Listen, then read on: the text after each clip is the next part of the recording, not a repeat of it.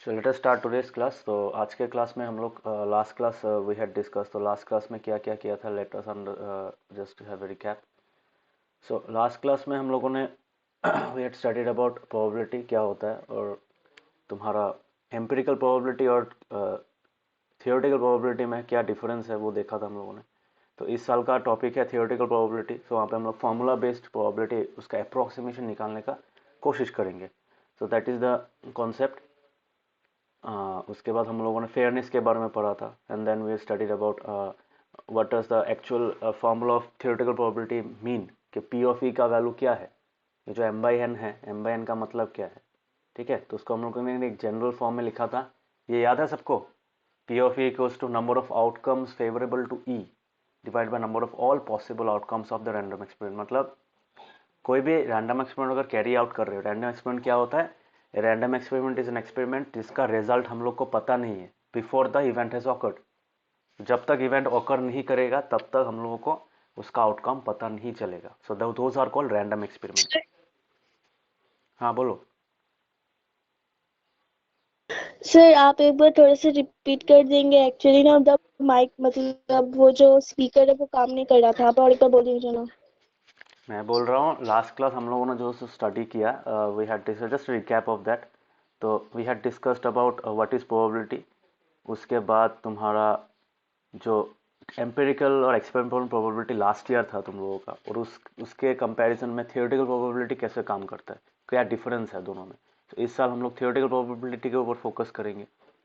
Similarly we had studied about fairness. Fairness क्या होता है, अनबायसनेस जो होता है। ठीक है, जैसे दो ही आउटकम अगर है, इक्वल चांसेस अगर है, तब हम लोग अनबायस बोलेंगे।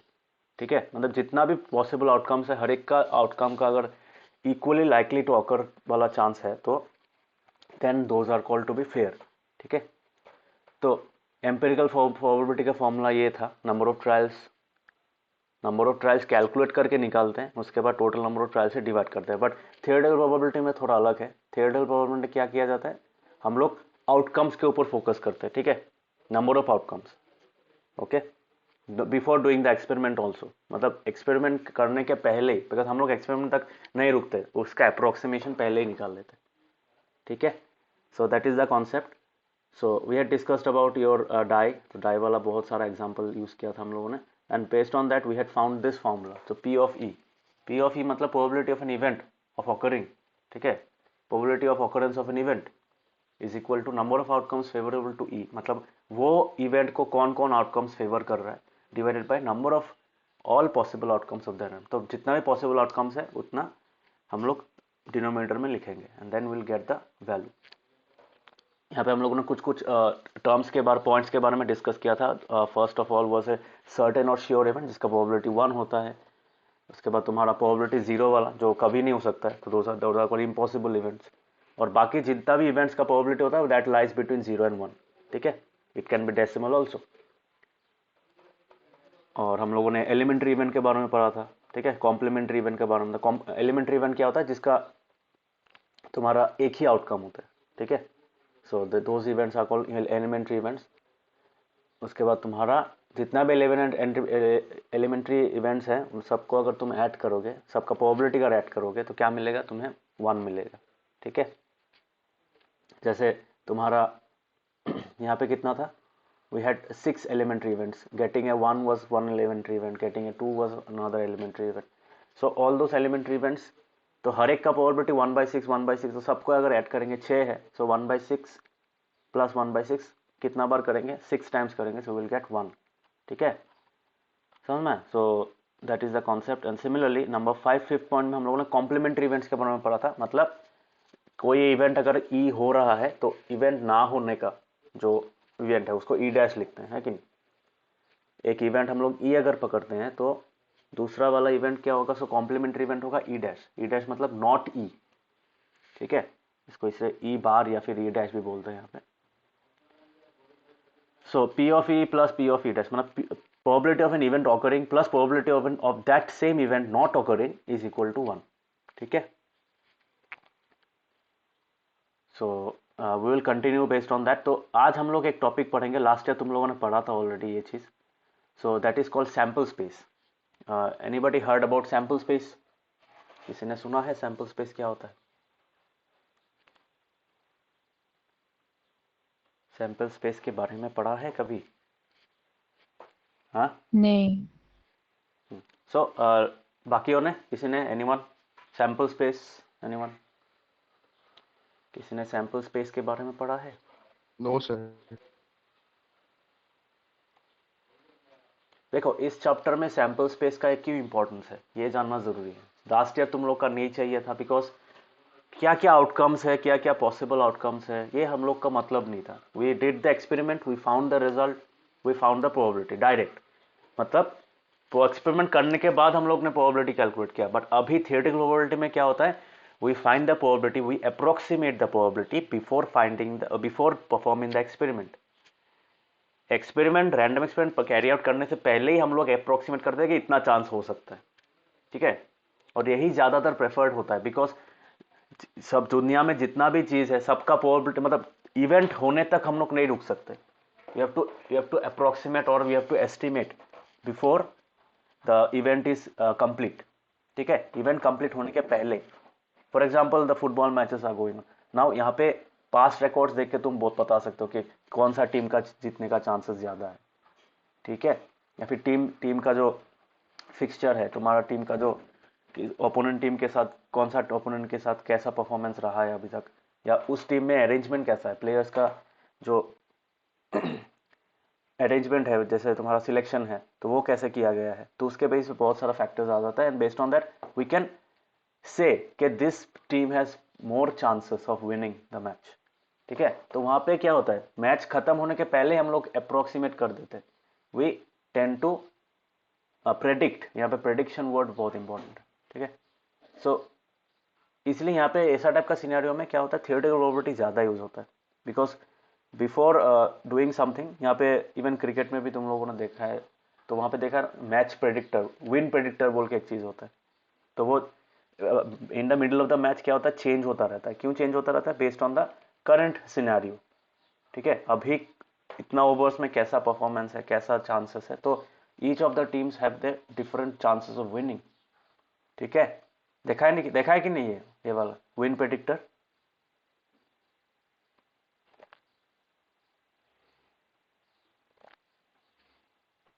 हाँ सर। बाकियों ने देखा है, दोस्त हु वॉच क्रिकेट और एनी काइंड ऑफ हाँ। स्पोर्ट, देखा है? हाँ।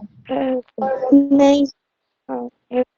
हाँ, तो वहाँ पे वो चेंज होता रहता है। क्यों चेंज होता रहता है? Based on the current scenario. तो करंट सिनेरियो के बेस पे हर एक बार प्रोबेबिलिस्टिक मतलब वैल्यू निकालते हैं, ठीक है, कि ये टीम का इतना परसेंट चांस है, ये टीम का इतना परसेंट चांस है जीतने का।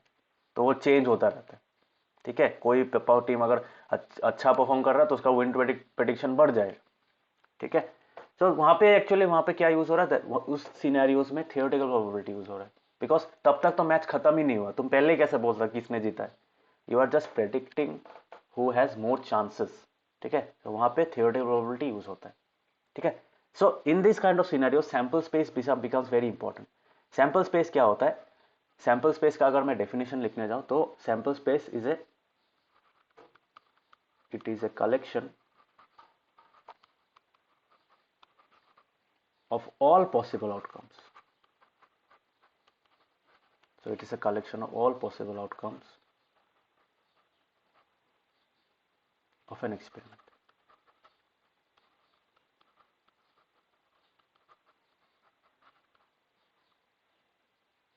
ठीक है, और इसका it is denoted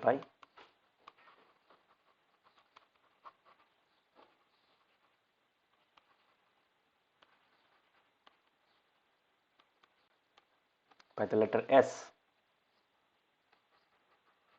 and is represented as a mathematical set. Maths में एक टॉपिक होता है, मतलब it's a very well known structure, it is called set, ठीक है। पता है किसी को सेट्स के बारे में? SETS।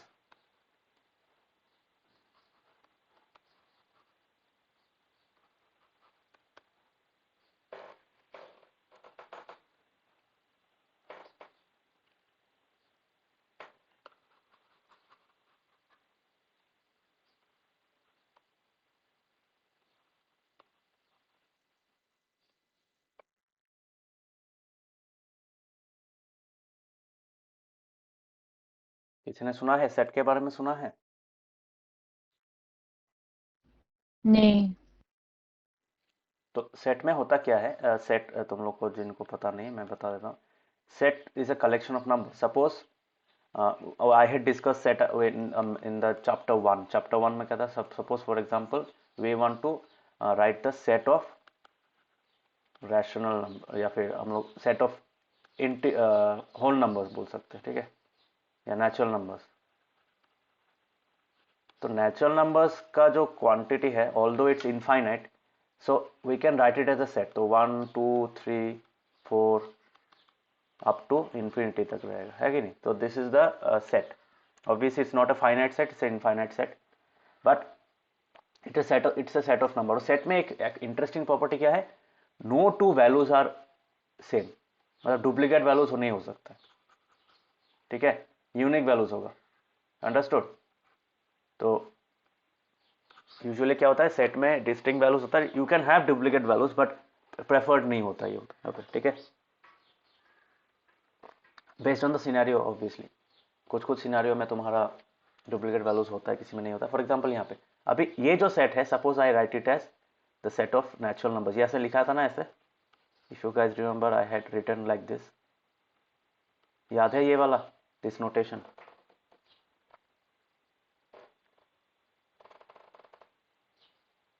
ये वाला हाँ याद सर। है? हाँ। So this is the set of, जब भी तुम ये चीज देखोगे, when you see N N like this, so you know that this is the set of natural numbers. अभी इसके साथ हम लोग अगर एक डिजिट का सेट ऐड कर देंगे, दैट इज 0, तो क्या बन जाएगा? It will become what? क्या बन जाएगा? Whole numbers. Whole numbers. Whole numbers का लेटर क्या है? क्या है बोलो? जेड निकी। जेड, तो जेड इज और इंटीजर का है। W. Is it W? Yes, obviously it's W, इतना सोचने का क्या है?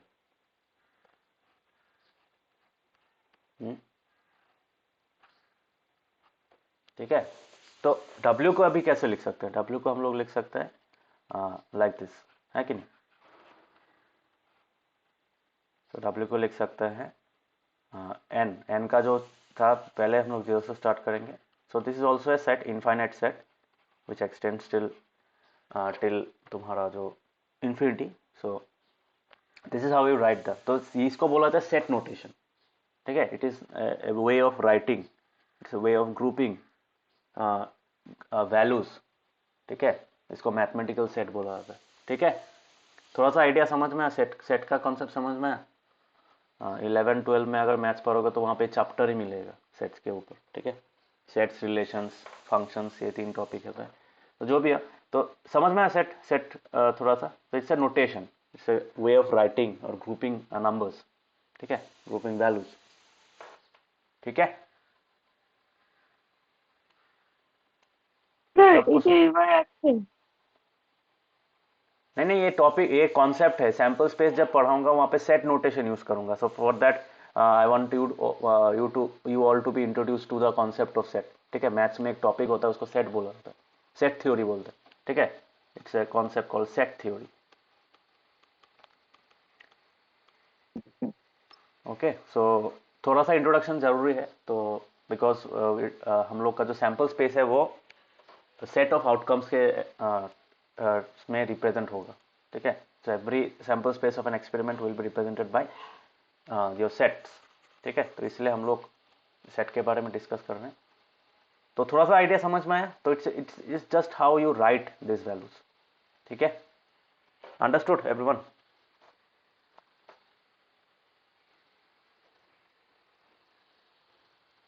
सबको यस। समझ में? काव्य समझ में आया? हाँ सर। नम्रता?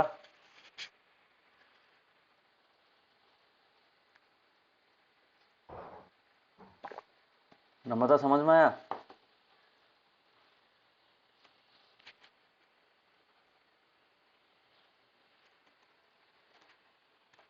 अच्छा, ठीक है, ओके। सो ये इतना इंपॉर्टेंट नहीं है. Late us move into the more specific topics of this chapter. So sample space के बारे में पढ़ते हैं. सो let us understand sample space with an example. ठीक है, वेरी इंपॉर्टेंट. तो late us understand sample space with an example. पहला example क्या होगा? Suppose I am taking a random experiment. Random experiment is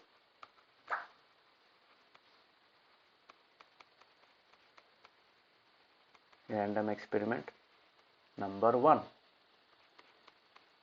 ठीक है, हम लोग एक रैंडम एक्सपेरिमेंट नंबर 1 एक कर रहे हैं यहाँ पे. तो suppose in this random experiment what we do, we toss a coin. toss a coin ना लिख के हम लोग लिख सकते toss one coin. ठीक है, सो एक कॉइन टॉस कर रहे हैं. ठीक है, तो एक कॉइन टॉस जो कर रहे हैं तो वहां पे क्या होगा? उसका सैंपल स्पेस क्या होगा? Sample space is all the possible outcomes. ठीक है, so what are the possible outcomes? क्या क्या होगा बोलो? ये तो अभी तक पता होना चाहिए based on the last classes topic. क्या क्या पॉसिबल आउटकम्स हो सकता है?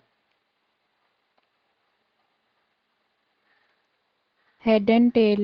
Yes, and tail नहीं, head or tail, because if you toss a coin, either will get head or will get tail. ठीक है, तो इसी चीज को हम लोग कैसे लिख सकते हैं? हेड को हम लोग H लिखते हैं यूजुअली और टेल को लिखते हैं यहाँ पे T. तो इसका जो सैंपल स्पेस होगा, तो सैंपल स्पेस इस एक्सपेरिमेंट का सैंपल स्पेस क्या होगा?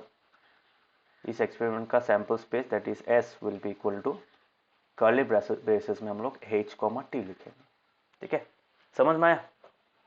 सिंपल, एकदम इजी टॉपिक है. ये समझ में आया?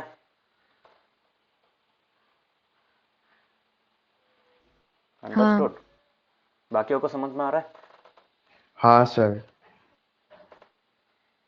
तो उसी एक कॉइन को तुम 10 बार टॉस करो, 20 बार टॉस करो, हर एक टॉस में तुम्हारा जो आउटपुट निकलेगा वो इसी सैंपल स्पेस से होगा, दूसरे कोई सैंपल स्पेस से नहीं होगा. दैट इज वाई यहाँ पे देखो इसका डेफिनेशन में लिखा है it is a collection of all possible outcomes of an experiment. अब जितना भी पॉसिबल आउटकम है, ठीक है, यहाँ पे 2 है. फॉर एग्जाम्पल यही चीज को अगर हम लोग डाई के टर्म्स में अगर लिखेंगे, सो रैंडम एक्सपेरिमेंट नंबर 2. ठीक है, suppose I write it like this, random experiment number 2.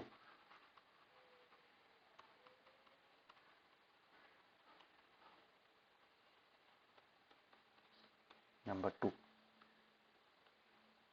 So random experiment number 2 में क्या होगा?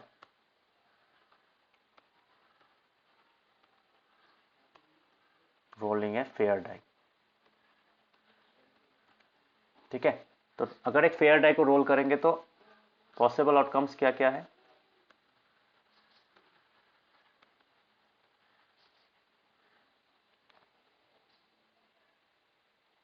रुको, और एक चीज मैं यहाँ पे लिखा देता हूँ. हाँ, दिस इज वेरी इंपॉर्टेंट. हाँ, तो यहाँ पे एक चीज देखो तुम लोग, अगर if you see carefully, रुको, हाँ, तो इस चीज के ऊपर ध्यान देना. टोटल तो number of possible outcomes head और टेल है, तो यहाँ पे total number of possible outcomes कितना है?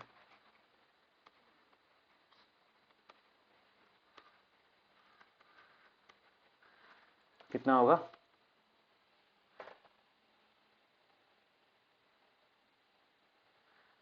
कितना होगा इस केस में? रैंडम एक्सपेरिमेंट 1 में कितना होगा total number of 2. Possible? Yes, 2, obviously 2. तो सेट में एक कॉन्सेप्ट होता है that is called the set count. ठीक है, सेट में कितना डिस्टिंक्ट वैल्यूज है तो उसका भी वैल्यू होता है. तो वहां पे हम लोग क्या लिख सकते हैं? तो सैंपल स्पेस का साइज क्या होगा? ठीक है, so we write size of set S which is also written as like this. ऐसे हम लोग जो मॉड्यूलस ऑपरेटर यूज करते हैं ना, तो वो ऑपरेटर यूज करते हैं यहाँ पे. तो that is called the size of S, so that will also be equal to 2. ठीक है, तो ये ध्यान देना, ये दोनों मैच करना पड़ेगा.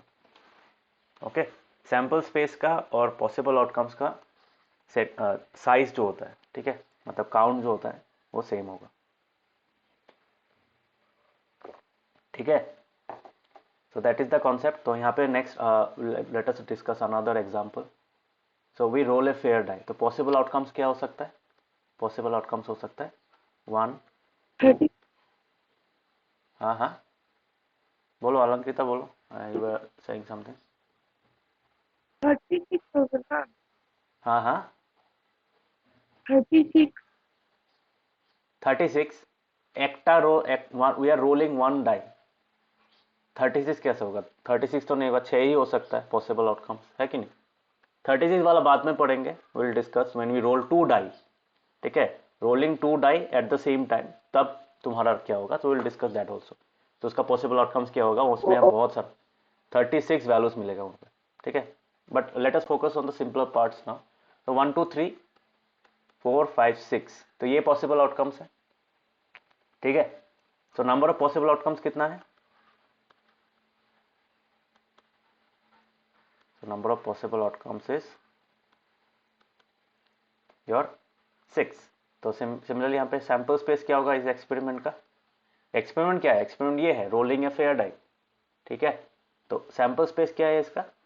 Sample space comma S will be equal to, just write this possible outcomes in set notation. ठीक है, हो गया. ठीक है, ब्रैकेट कर्ली ब्रेसेस में लिखते हैं ये वाला. ये समझ में आया सबको? और साइज ऑफ एस और मॉड ऑफ एस उसको क्या लिखते हैं ऐसा, वी राइट इट एज 6. यहाँ पे भी 6 ही होगा बिकॉज इंडिविजुअल काउंट कितना है 1 2 3 4 5 6, देयर आर 6 वैल्यूज हियर. तो इसलिए उसका सेट का साइज क्या हो जाएगा? 6 हो जाएगा. ठीक है, सो दैट वाज इजी. ये बहुत सिंपल था ये दोनों. ये सेकंड वाला समझ में आया सबको?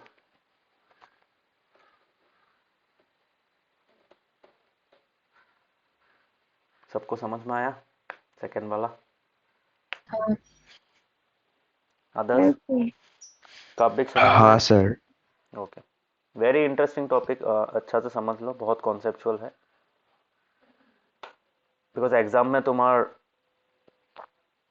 तुम्हारा जो ये होता है क्या बोलते हैं, 1 2 मार्क का क्वेश्चन भी आ सकता है, छोटा छोटा जो एमसीक्यू टाइप का क्वेश्चन है, वहाँ पे ये सब टाइप का क्वेश्चन आ सकता है. So be very clear with the thorough with the concept. Okay, तो वहाँ पे कॉन्सेप्चुअल नॉलेज पूछेगा. इस चैप्टर से कॉन्सेप्चुअल नॉलेज पूछता है.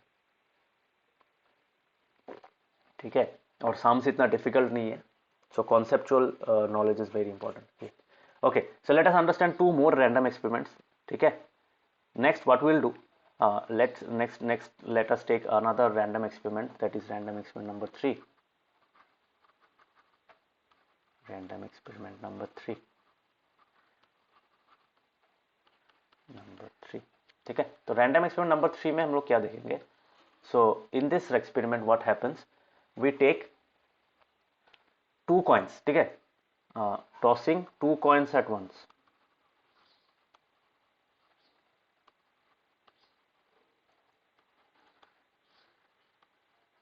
तो this is the random experiment. ठीक है, रैंडम एक्सपेरिमेंट हम लोग का भी क्या है, 2 कॉइन को एक ही साथ टॉस करेंगे. एक ही साथ टॉस करेंगे. ठीक है, 2 coins are tossed, that is the random experiment. तो उस एक्सपेरिमेंट में क्या होगा, will get how many possibilities. तो there are different kinds of possibilities. क्या क्या हो सकता है? पॉसिबल आउटकम्स क्या हो सकता है, ये तुम लोगों ने ऑलरेडी पढ़ा है ये वाला चीज. सो पॉसिबल आउटकम्स कैन बी, पहला कॉइन में, सो इसी चीज को हम लोग एक टेबुलर फॉर्म में लिख सकते हैं. First coin, second coin. ठीक है, तो पहला कॉइन में क्या होगा, पहला कॉइन में we will get, suppose I get head, second coin में हेड, दोनों में हेड मिला. उसके बाद सेकंड कॉइन में head, second coin, first coin में हेड, सेकंड कॉइन में टेल, फर्स्ट कॉइन में टेल, सेकंड कॉइन में हेड, और लास्ट वाला में दोनों में टेल मिला. ठीक है, so these are the 4 possible options. यही तो है ना? So what are the possible outcomes? इसको हम लोग कैसे लिख सकते हैं? I can write it like this, H H, H T, T H and T T. ये 4 ही तो है ना पॉसिबल आउटकम्स. यस और नो?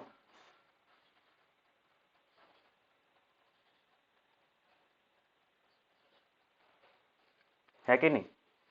समझ में आ रहा है? हाँ बाकियों को समझ में आ रहा है ये चीज? हाँ sir. अलंकिता, understood?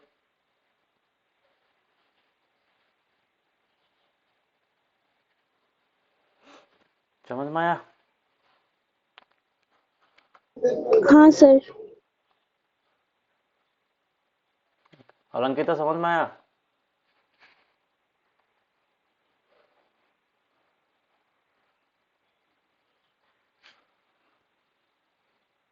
Okay, so these are the possible outcomes. ठीक है, नेक्स्ट व्हाट विल डू, इसका सैंपल स्पेस में क्या होगा? इसका सैंपल स्पेस में वही सेम चीज ही लिखेंगे. ठीक है, so what we can write, यहाँ पे हम लोग कॉम्बिनेशन में लिख सकते हैं इसको. ठीक है, सो इसका number of possible outcomes, total number of possible outcomes कितना होगा? 4 होगा.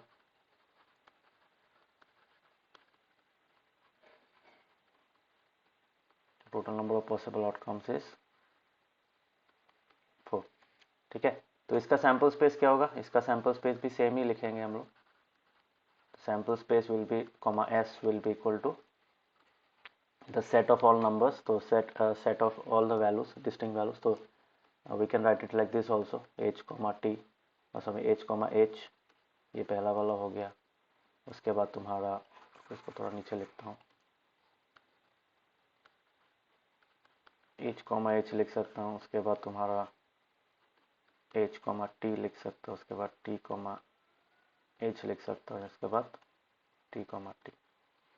ठीक है, इसका भी देखो यहाँ पे सैंपल स्पेस का काउंट कितना है, what is the size of s. तो size of s which is called mod of s which is equal to 4. यहाँ पे भी 4 होगा बिकॉज ये वैल्यू और ये वैल्यू मैच करना पड़ेगा. ठीक है, so hopefully this is clear. Now let us understand this random experiment number 4, जो थोड़ा सा कॉम्प्लिकेटेड होगा तुम लोगों के लिए, बट लेट अस अंडरस्टैंड. ठीक है, सो रैंडम एक्सपेरिमेंट नंबर 4. नंबर 3 सबको समझ में आया?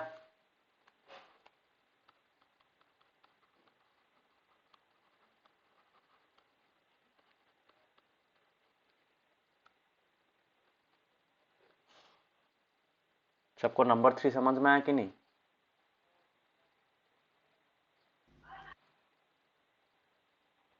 हाँ, एवरीवन हाँ क्लियर? सर. हाँ.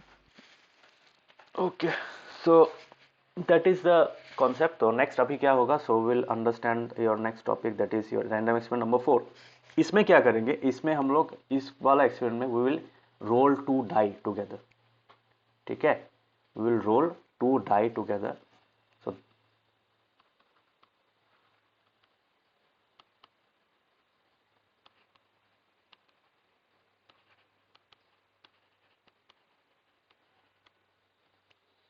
ठीक है, so rolling 2 fair die at once. तो उसका आउट तुम्हारा जो क्या होता है, तुम्हारा सैंपल स्पेस होगा और थोड़ा सा बड़ा होगा. It consist of 36. ठीक है, क्यों 36? यहाँ पे देखो, तो इसके लिए हम लोग एक टेबल बनाते हैं. सो हर एक फेयर डाई का तुम्हारा क्या क्या ऑप्शन हो सकता है, 1 to 6 हो सकता है. ठीक है, so this is the table.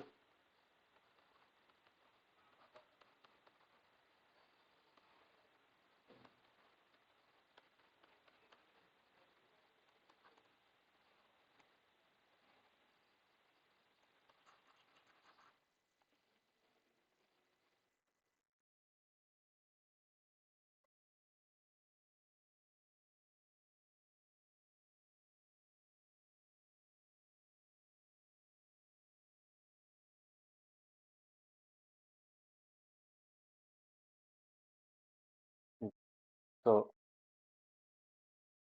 ये वाला हो जाएगा हम लोग का डाई 1 और डाई 2 हो गया. सो डाई 1 का क्या क्या चांसेस है, 1 2 3 4 5 एंड 6. ठीक है, और इसका भी सेम होगा 1 2 3 4 5 and 6. So there will be total of 36 possible options. तो इसका अगर हम लोग एक टेबल बनाते हैं तो कैसे लिखेंगे, 1,1 1,1 का मतलब है पहला टाइम में 1 मिला, सेकंड टाइम में भी 1 मिला. सिमिलरली 1,2 हो सकता है, 1,3 हो सकता है. ठीक है, 1,4 1,5 और 1,6 हो सकता है. ठीक है, So these are the possible values. So if you draw this table, if we complete this table carefully, then we'll get almost how many possibilities? 36 possibilities. ठीक है, ये किया है तुम लोगों ने पहले कभी या स्कूल में कराया है?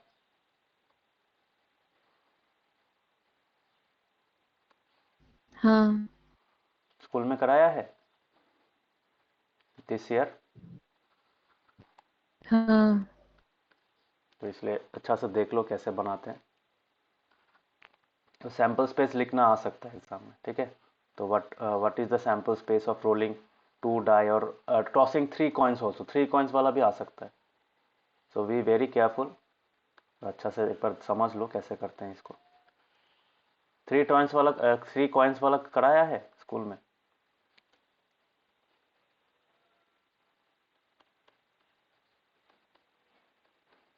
नहीं, क्या क्या कराया है यहाँ पे? सिर्फ ये वाला? 2 कॉइन्स 2 डाई वो उतना उतना तक ही है. ओके ठीक है. तो सेकंड में क्या होगा? सेकंड ऑप्शन में अगर पहला डाई में 2 आता है, 2 आता है, तो सेकंड डाई में क्या क्या पॉसिबिलिटीज है? 1 to 6. ठीक है, तो हर एक value on the first die will have 6 possibilities on the second die as well. तो 6 into 6 possibilities है total possibilities, total number of possibilities. So that is how it is found. So ये वाला एक बार देख लो कैसे दिखता है. तो 2,2 2,3 हो सकता है,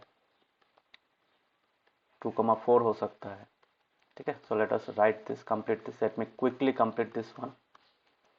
ठीक है, इसको जल्दी लिखने का एक कॉन्सेप्ट है, डायरेक्ट ऐसा लिखते रहो और ये सेम रह जाएगा.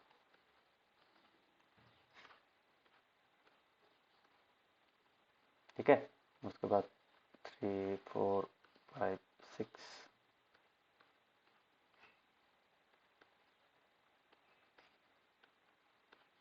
इसको भी एक मैथ्स में एक टर्म बोलते हैं. Is this arrangement, this is called a matrix. If you know, so this is called a matrix. तो मैट्रिक्स में भी सेम चीज होता है तुम्हारा.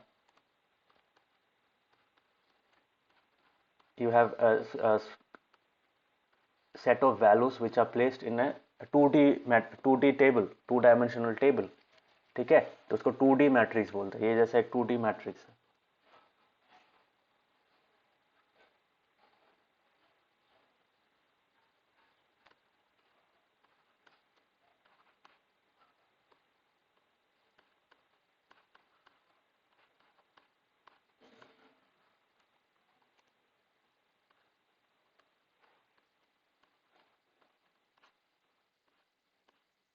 The first one is the row number and the second is the column number. तो उस तरीके से भी तुम सोच सकते हो. You can write it very easily. ठीक है, तो this is the sample space.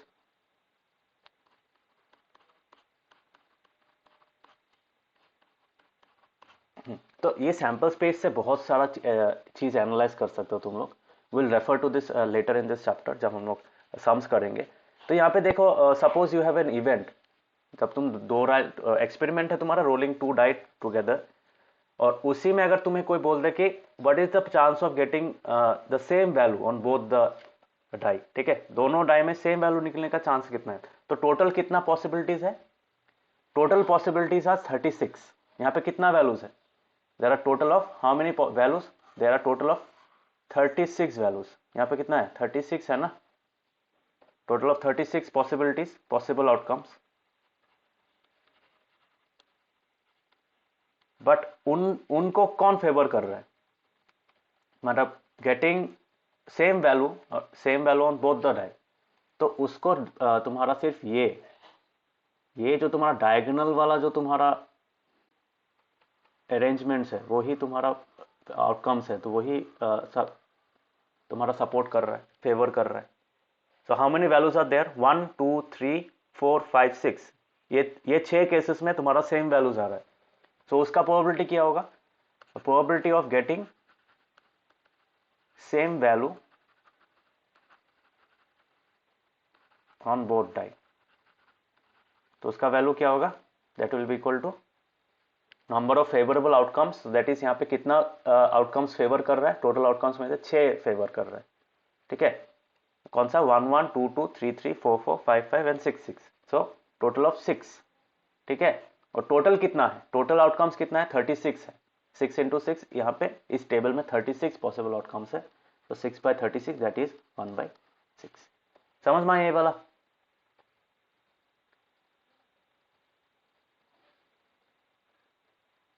Have you understood this one? ये टेबल बहुत इंपॉर्टेंट है, ये एग्जाम में आ सकता है। This is the sample space, ठीक है। सबको समझ में आया? हाँ बाकियों को? हाँ सर। नम्रता समझ में आया? हाँ सर। अलंकिता, बुझते পারছো? है sir. Okay, so this very important, exam में आ सकता है। तो इसका सैंपल स्पेस यूजुअली हम लोग ने टेबल में ड्रॉ किया है so that it becomes easier to write, but actually में सैंपल स्पेस लिखते कैसे हैं? तो इसका सैंपल स्पेस होगा ये। So if you write the sample space, so this will be the sample space of this experiment, that is S will be equal to, ऐसे लिखते हैं यहाँ पे, ठीक है। सो यहाँ से स्टार्ट करेंगे, वहाँ पे ख़त्म करेंगे। सो 1,1, उसके बाद 1,2, ठीक है। उसके बाद तुम्हारा 1,3, ऐसा करते करते सबको एक ही साथ लिखेंगे, ठीक है। सबको एक ही साथ लिखते लिखते विल रीच टिल 6,6 तक रीच करेंगे। सो इसका तुम्हारा सैंपल स्पेस का साइज क्या होगा? So the size of the sample space will be 36, ठीक है। सो ये समझ में आया सबको? So that is the thing. So these are the random experiment, these are the sample spaces. Sample spaces में क्या होता है? सेट ऑफ ऑल वैल्यूज लिखा जाता है, ठीक है। यहाँ पे 6,5 हो सकता है, 5,6 हो सकता है, 6,6 हो सकता है, ठीक है। तो ऐसे कॉमा कॉमा लिख के हम लोग कंप्लीट करेंगे इसको, ठीक है। This is the process.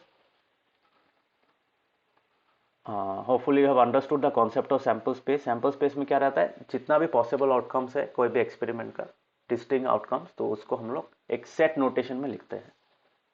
Clear? समझ में आया?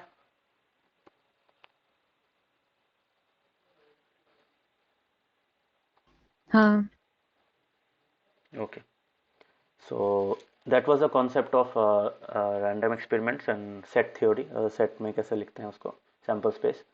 Now let us understand तुम्हारा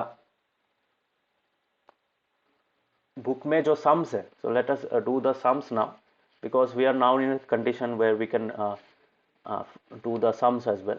तो यहाँ पे देखो, वेरी इजी, मैं इतना डिटेल में यहाँ पे सम्स नहीं कराऊंगा। We will discuss more sums about from the exercise से कुछ सम्स कराऊंगा। So example 1, let us understand example 1, let us put our focus to example 1।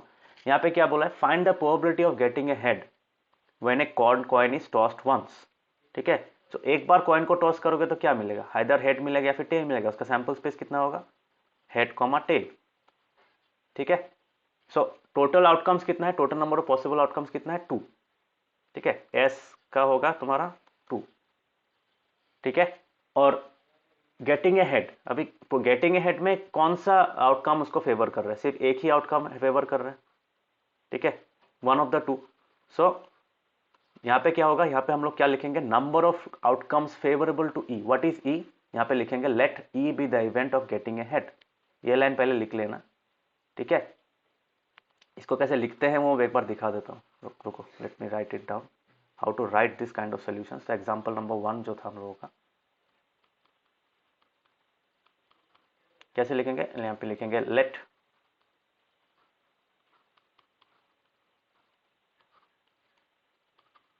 E be the event of getting a head.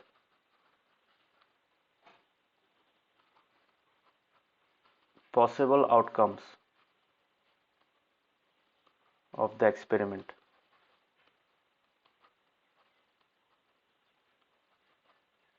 Possible outcomes कितना होगा? ऐसा होगा, ठीक है, h, t। So outcomes favorable to E कितना होगा? मतलब ई को कौन फेवर कर रहा है, इन दोनों में से सिर्फ एक ही फेवर कर रहा है, ये तो फेवर नहीं कर रहा है। ठीक है, सो हम लोग क्या लिखेंगे, आउटकम्स फेवरेबल टू ई, तो वो भी एक सेट नोटेशन में लिखा जाता है, दैट इज अ सबसेट, इसको सबसेट बोलते हैं, subset of the sample space. So वहां पे भी एच होगा। ठीक है, जितना भी फेवरेबल आउटकम्स होगा वो सैंपल स्पेस का तुम्हारा क्या होगा, बोल सकते हो सबसेट होगा, it is a part of the main set. ठीक है, so outcomes favourable to E, so therefore P of E, P of E क्या होगा, पी ऑफ ई तो हम लोग को पता है, number of outcomes favorable to E divided by total number of possible outcomes। यही था हम लोगों का फॉर्मूला थियोरेटिकल प्रोबेबिलिटी का। सो यहाँ पे क्या होगा, सो पॉसिबल आउटकम्स कितना है, 2 है, और फेवरेबल आउटकम्स 1 है, सो 1/2। ये समझ में आया कैसे लिखना है, वो समझ में आया। हाँ।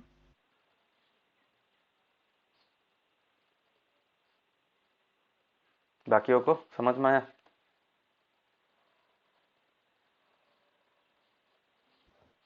हाँ सर। हाँ सर।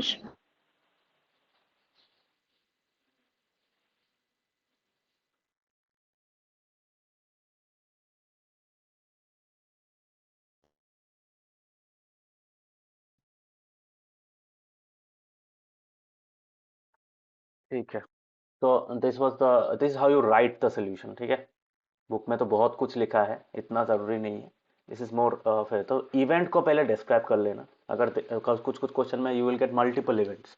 ठीक है, जैसे एक ही क्वेश्चन में 2 इवेंट हो सकता है, सो दोनों को अलग अलग सॉल्व करना है, नंबर 1 नंबर 2 करके। So will do some sums from that of those format also. ठीक है, सो लेट अस नाउ, तो यहाँ पे देखो, now let us move to the interesting sums. तो एग्जाम्पल नंबर 2 में क्या है, हाँ यहाँ पे और एक चीज दिया है जो लास्ट क्लास में दिया है, तो गेटिंग, अगर event is getting a head, तो can I say getting a head, हाँ getting a head, sorry getting a tail, वो पुराना वाला में getting a tail is equal to not getting a head, बोल सकते हैं, can I say getting a tail is equal to not getting a head, यही तो होता है ना। हाँ। तो कैन आई, तो can we say getting a head and getting a tail are complementary events,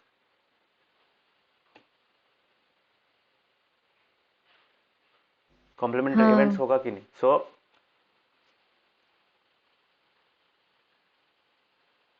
ई अगर तुम्हारा है getting a head, getting a head, और ई डैश क्या होगा, getting a, not getting a head, और जिसको हम लोग क्या लिख सकते हैं, getting a head, not getting head, और we can also write it as getting a tail, this the other option. तो यहाँ पे क्या हो रहा है, यहाँ पे देखो ई का वैल्यू हम लोगों को क्या मिला, हाफ मिला, पी ऑफ ई कितना मिला, हाफ मिला। So P of E dash क्या होगा, पी ऑफ ई डैश होगा तुम्हारा 1 minus half, because this are complementary events. तो हम लोग को पता है कि P of E plus P of E dash, ये लास्ट क्लास में मैंने लिखा था। So P of E plus P of E dash will be equal to 1। So P of E dash को डायरेक्टली कैसे निकालेंगे, P of 1 minus P of E, so that is equal to 1 minus 1/2, that is 1/2, ultimately 1/2। तो P of E dash क्या होगा, P of tell ही होगा, सो that is why it has also become 1/2। ठीक है, directly भी कर सकते हो, कॉम्प्लीमेंट्री इवेंट्स का कॉन्सेप्ट लगा भी कर सकते हो, दैट कैन बी डन। ठीक है, will solve some sums, don't worry. So in the next hour will do all the sums based on this topic. ठीक है, कॉम्प्लीमेंट्री इवेंट्स का जो है, उसके बाद सैम्पल स्पेसेस का है। ठीक है, so let us move to the next question. Next question में के ऊपर हम लोग फोकस करते हैं, क्लास डिस्कनेक्ट हो जाए तो फिर से रिकनेक्ट कर लेना ऑन द सेम लिंक। ठीक है, okay, so let us understand the next example कि नेक्स्ट एग्जांपल क्या है। ए bag contains a red ball, a blue ball and A yellow ball. तो मतलब एक ऐसा बैग है, उस बैग में you have 3 balls, one is the red ball, another is blue ball, another is yellow। ठीक है, तो ये 3 बॉल में क्या है, सपोज कोई तुम अगर देख के निकाल रहे हो तब वो उसको तुम्हें पता है क्या निकलेगा। सो that is not a random experiment. Random experiment कब होगा, जब उस बैग को बिना देखे, उस बैग को तुम बिना देखे क्या कर रहे हो, बिना देखे तुम हाथ अंदर डाल के यू आर पिकिंग 1 ball और taking 1 ball out of the bag, then it is called random experiment. मतलब सेम चीज ही दो अलग अलग तरीके से अगर करोगे तब रैंडम एक्सपेरिमेंट एक होगा, एक नहीं होगा। समझ में आ रहा है? सो once you take out with a colored ball from the bag without seeing the color, ठीक है, without seeing the colour first, तब जाके वो एक प्रोबेबिलिस्टिक रैंडम एक्सपेरिमेंट होगा। So a bag contains a red ball, a blue ball and yellow ball, all the balls being of the same size. ठीक है, ताकि बिना देखे पता ना चले, बायस ना आए। बिकॉज अगर तुम अलग अलग साइज का बॉल ले रहे हो और तुम्हें पहले से पता है कि हाँ कौन सा सबसे छोटा बॉल कौन सा कलर का है, सो you know the value, you know the answer, है कि नहीं पहले से। So that doesn't make any sense. तो प्रोबेबिलिटी वहां पे इतना ज्यादा काम नहीं करेगा, वहां पे वो एक्सपेरिमेंट रैंडम नहीं होगा। ठीक है, वहां पे एक बायस इंट्रोड्यूस हो जाएगा, है कि नहीं। जो हम लोगों ने फेयरनेस का बात किया था, वहां पे ये थोड़ा सा अनफेयर टाइप का हो जाएगा, है कि नहीं। समझ में आ रहा है? सो यहाँ पे इसलिए ये लाइन बहुत लोग ओवरलुक करते हैं, but this is very important. All the balls being of the same size, so that introduces fairness in this experiment. अभी कॉन्सेप्ट समझ में आ रहा है फेयरनेस का?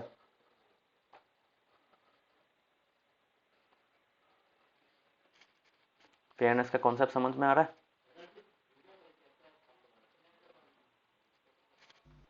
हाँ। अदर्स? हाँ सर। नम्रता, अलंकृता, समझ में आ रहा है? Yes, sir. हाँ ओके, सो सेम साइज, तो all the balls being same size, that introduces what, fairness. And ये जो पार्ट है, Kritika takes out a ball from the bag without looking into it. तो without looking into it makes the experiment random. This concept are very important. All the balls being of the same size, that introduces fairness, तब का equal chances हो जाता है occurrence का। और without looking into it makes the experiment random, तो पहले से पता नहीं होता है, देख के निकालोगे तो क्या पता है, तुम्हें पता ही होगा ना क्या निकलेगा उसका। So that makes it random. ठीक है, सो यहां पे बोला है what is the probability that she takes out the yellow ball. ठीक है, अभी सैंपल स्पेस कितना है इसका सैंपल स्पेस कितना है इस सम का? सैंपल स्पेस है रेड, ब्लू, येलो, यही सैंपल स्पेस है। ठीक है, यही तो सैंपल स्पेस है ना। Probability size of the S is 3। RBY तो है ना, रेड, ब्लू, येलो, उसके अलावा कुछ है क्या? नहीं। So this is the sample space. तभी if she has to take out the yellow ball, तो येलो बॉल कौन सा कौन सा आउटकम सपोर्ट कर रहा है, उसको फेवर कर रहा है? सिर्फ ये वाला। ठीक है, सो कितना है वो येलो वाला कितना है? So only there is 1।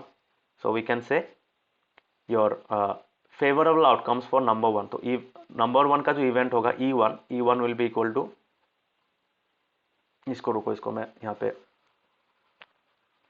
Late me write it down. तो ये वाला भी थोड़ा सा देख लो कैसा लिखते हैं यहाँ पे।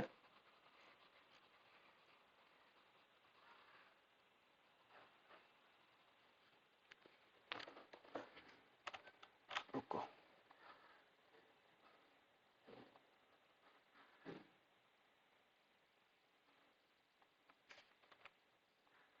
ठीक है, so this is the question, let us solve it now. So इसका सॉल्यूशन होगा तुम्हारा ऐसा, Kritika takes out a ball, तो यहाँ पे होगा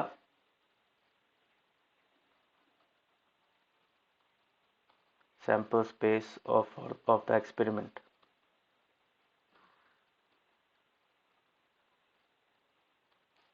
that will be equal to this red yellow red क्या कहता है red blue and yellow. ये सैम्पल स्पेस है. So total number of possible outcomes कितना होगा? Will be equal to 3. Same sample space का जो काउंट होता है. ठीक है. नाउ नंबर 1 में क्या लिखेंगे? E1. Let E1 be the event of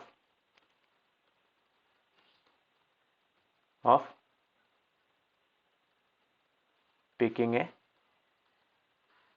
yellow ball.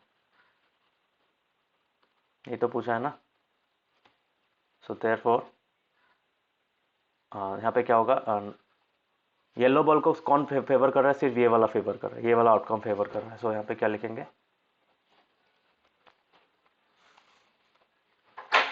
Outcomes favouring E1 या फिर तुम लिख सकते हो favourable.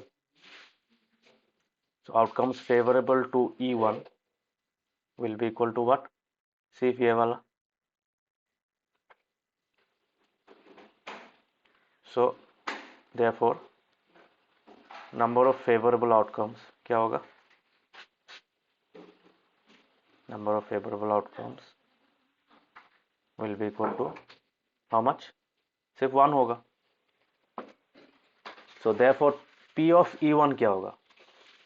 So probability of the event E1 being occurring, the probability of event E1 occurring will be equal to number of favorable outcomes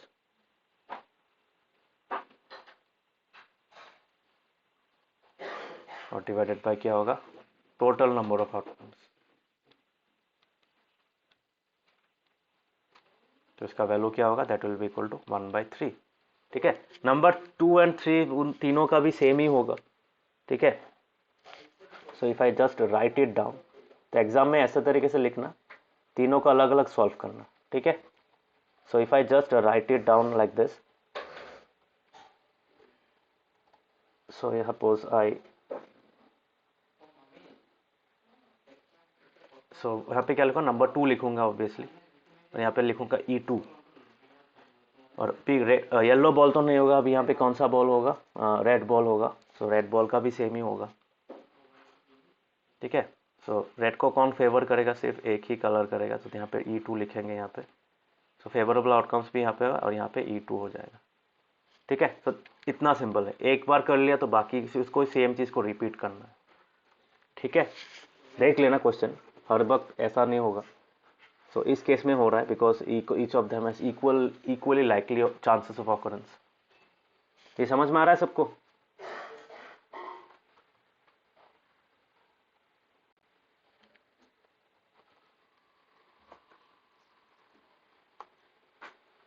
सबको समझ में आया?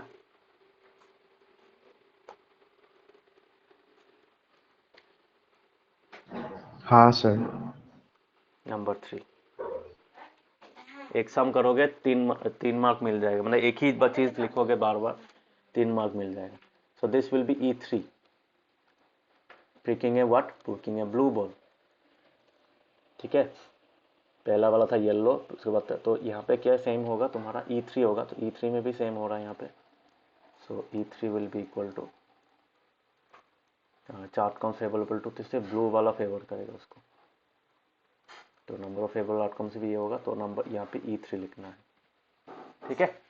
So hopefully you have understood how to write the solution. This is how you write the solution for example number 2. Sum related similar to example number 2. ठीक है. So कर पाओगे सब लोग? इजी है. ठीक है.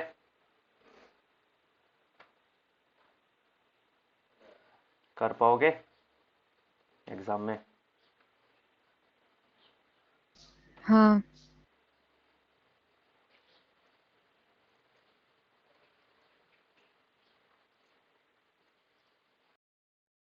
Okay, so everyone can see the screen. सबको दिखाई दे रहा है? Yes, sir. Yes. Others? Yes, sir. নম্রতা দেখতে পাচ্ছ?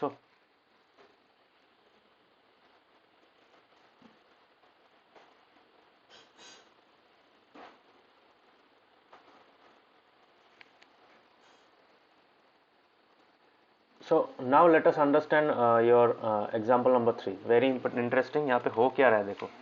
Now वहाँ पे हम लोग एक चीज डिस्कस करेंगे. We will be discussing about your elementary events. तो यहाँ पे देखो इवेंट 1, इवेंट 2 और इवेंट 3 का जो फेवरेबल आउटकम्स था वो कितना था? सिर्फ सबका एक एक था. So we can say that E1, E2 and E3 अब वो ऑल ऑफ देम आर. यहाँ पे एक चीज लिख सकते this not part of the solution. यहाँ पे we can write it like this. तो मैं एक बॉक्स के अंदर लिखता हूँ ये वाला.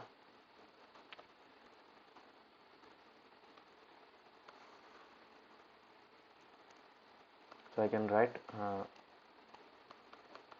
here E1, E2 and E3 are elementary events.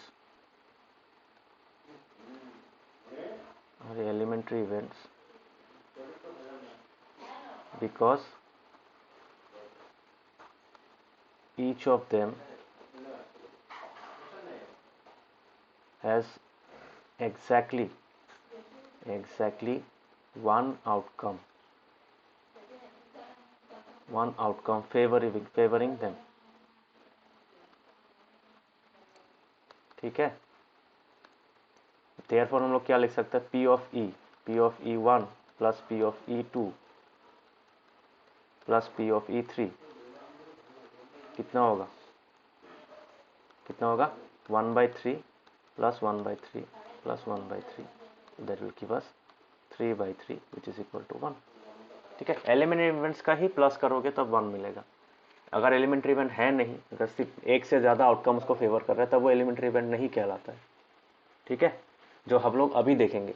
Now will be seeing some events जो एलिमेंट्री नहीं है. They are not elementary in nature. ठीक है. हाँ. So let us understand this one. तो एग्जाम्पल नंबर 3 देखो अच्छा से. सो एग्जाम्पल नंबर 3 में क्या हो रहा है? एक डाई को एक बार ही थ्रो कर रहे हैं. ठीक है. सो इसका सैम्पल स्पेस क्या होगा? So if you write the solution here, तो solution for this is sample space for the experiment क्या होगा? Sample space for the experiment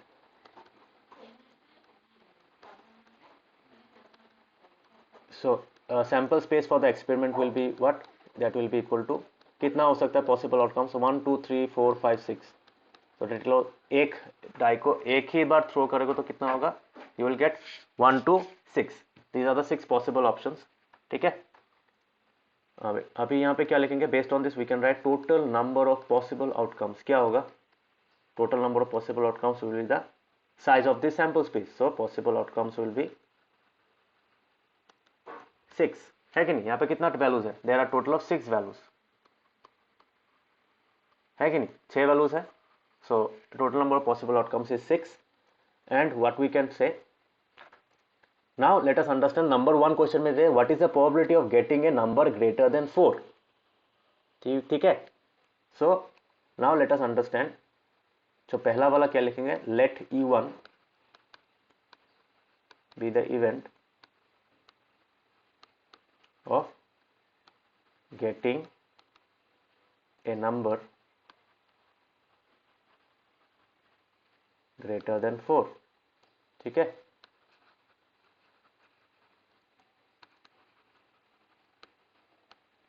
तो ये हो गया. तो let E1 be the event of getting a number greater than 4. अभी outcomes favorable to E1 क्या होगा? इसको भी हम लोग सेट नोटेशन में लिख सकते हैं. सो नंबर ग्रेटर देन 4 क्या क्या है यहाँ पे? नंबर ग्रेटर देन 4 सिर्फ ये और ये. तो ये दोनों आउटकम्स उसको फेवर कर रहे हैं. है कि नहीं? So what we can write? Outcomes favourable to E1 will be equal to 5,6. these are the only 2 possible outcomes that are favoring your E1. समझ में आया ये चीज?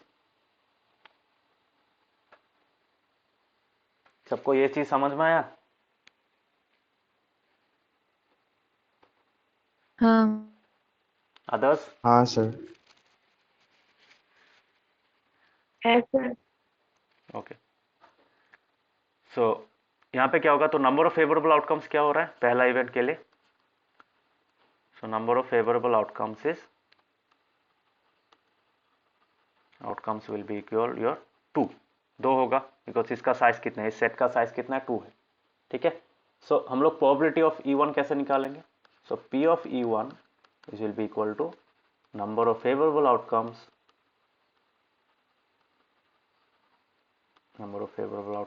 divided by total number of possible outcomes.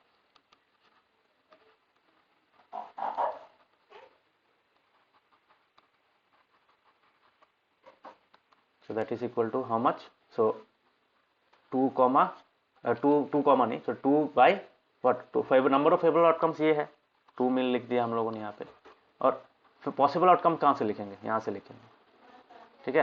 सो कितना हुआ 2/6, 2/6 को कैसे लिख सकते हो 1/3, ठीक है। समझ में आया कैसे कैसे निकाला, अंडरस्टूड।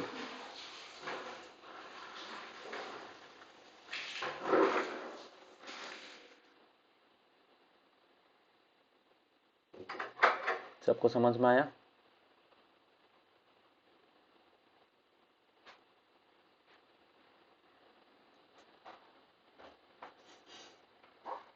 सबको क्लियर हुआ ये वाला चीज, बोलो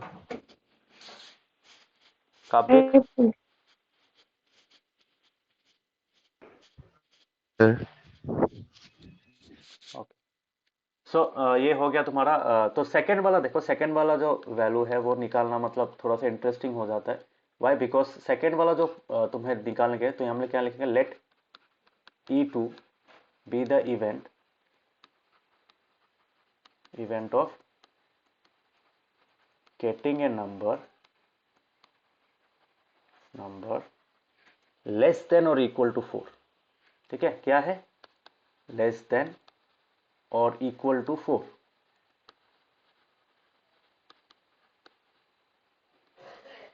तो मुझे अभी बताओ, ये नंबर 1 का तो कॉम्प्लीमेंट है ना, ये इवेंट क्या है, can we say E1 is the complement of E1 and E2 are complementary events, बोल सकते हैं।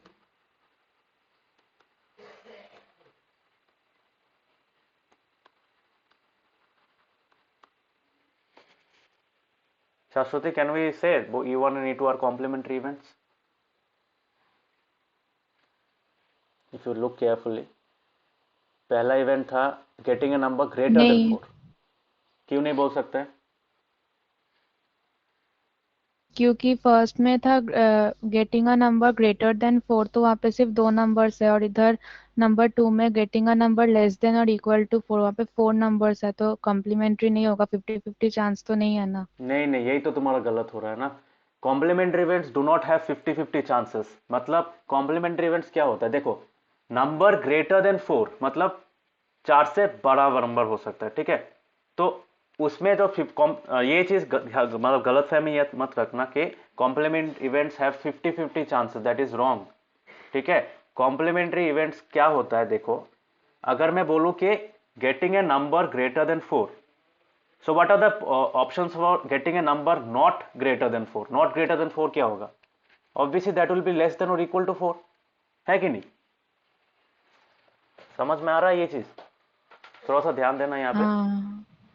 so that is what is meant by complementary events. complementary events में नॉट लगा देते हैं, ठीक है।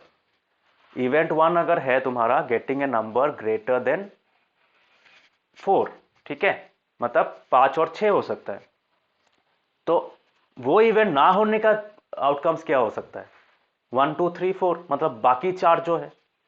सो can I say that E1 and E2 are complementary events now.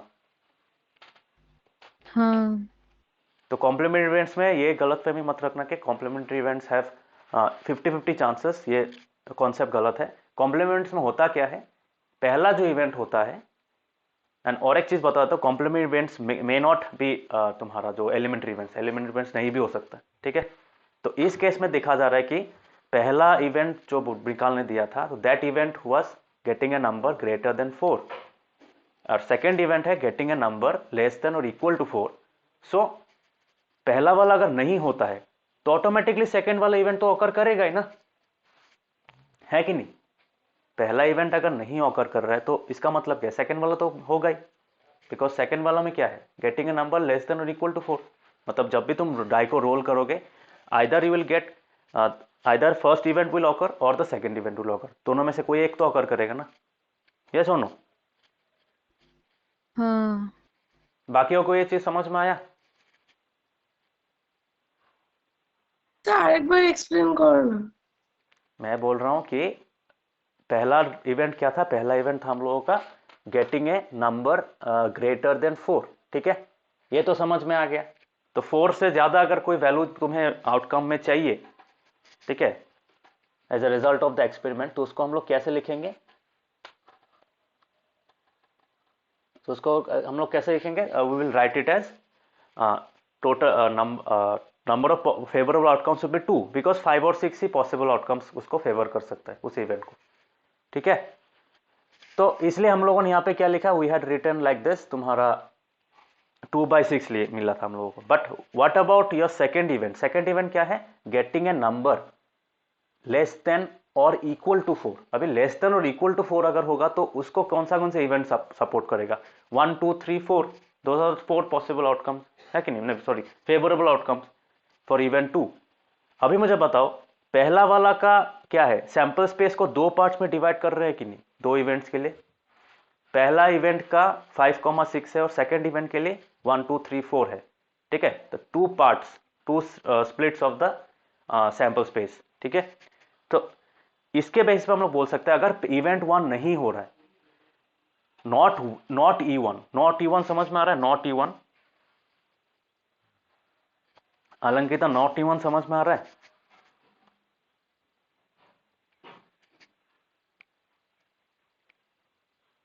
Not E1 समझ में आ रहा है, नॉट E1। अगर मुझे मतलब probability of getting not getting a number greater than 4, so what are my options, 1 2 3 4, because ये चारों वैल्यूज 4 से ज्यादा नहीं है। समझ में आया ये चीज, এখন বুঝতে পারছো। है सर। तो इस केस में क्या हो रहा है, इस क्वेश्चन में जब 2 इवेंट्स E1 और E2 क्या हो रहा है, both of them are complementary events, ठीक है। मतलब E1 में अगर मुझे मिल रहा है तुम्हारा, E1 में मेरा सैंपल स्पेस है क्या 5,6, और नॉट E1 में क्या होगा, नॉट E1 में होगा तुम्हारा 1 2 3 4।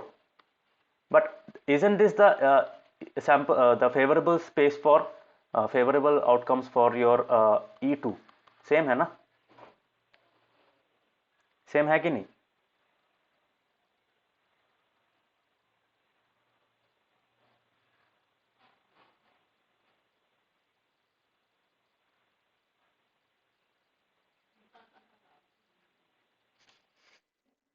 सेम होगा कि नहीं बोलो। हाँ सो ये ध्यान ध्यान दो हाँ इसको थोड़ा सा, because many of the sums can be solve using this technique also. तो इसी सम को मैं दो टेक्निक से समझाऊंगा, दो अलग अलग अप्रोच में लिखाऊंगा, so you will be able to understand. Namrata, have you understood ये कैसे किया है। हाँ सर। एक है तुम्हारा greater than 4, sorry greater than 4, ठीक है, और एक है तुम्हारा सॉरी ग्रेटर देन 4, एक है तुम्हारा less than equal to 4। So these are the two possible options. तो ये और ये पूरा सैंपल स्पेस को दो पार्ट्स में स्प्लिट कर देते हैं, ठीक है। सो काबिक बुझी पैसा।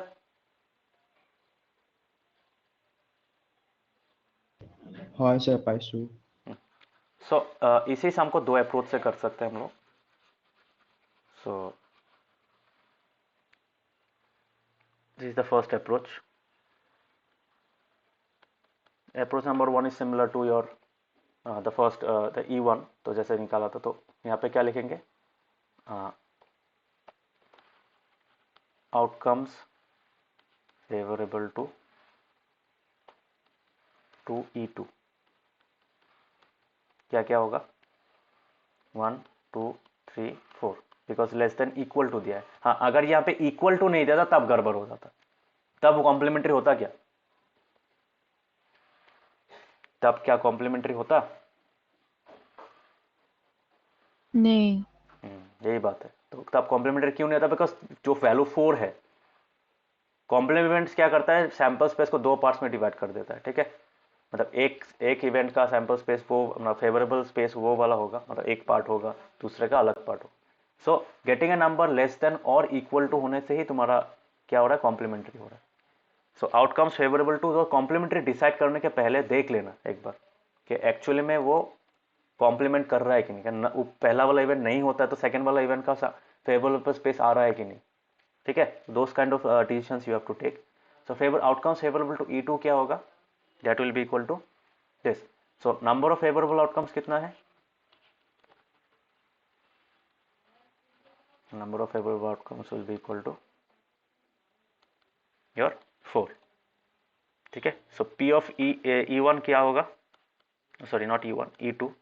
सो P of E2 will be number of favorable outcomes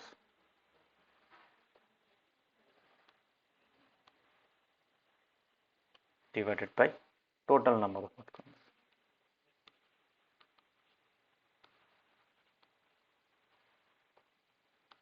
So that will be equal to 4/6। Total 6 था हम लोगों का पॉसिबल आउटकम। सो कितना होगा, 2/3।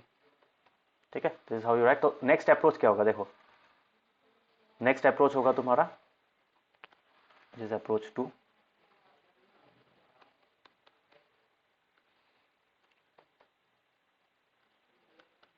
E1 and E2 are complementary events.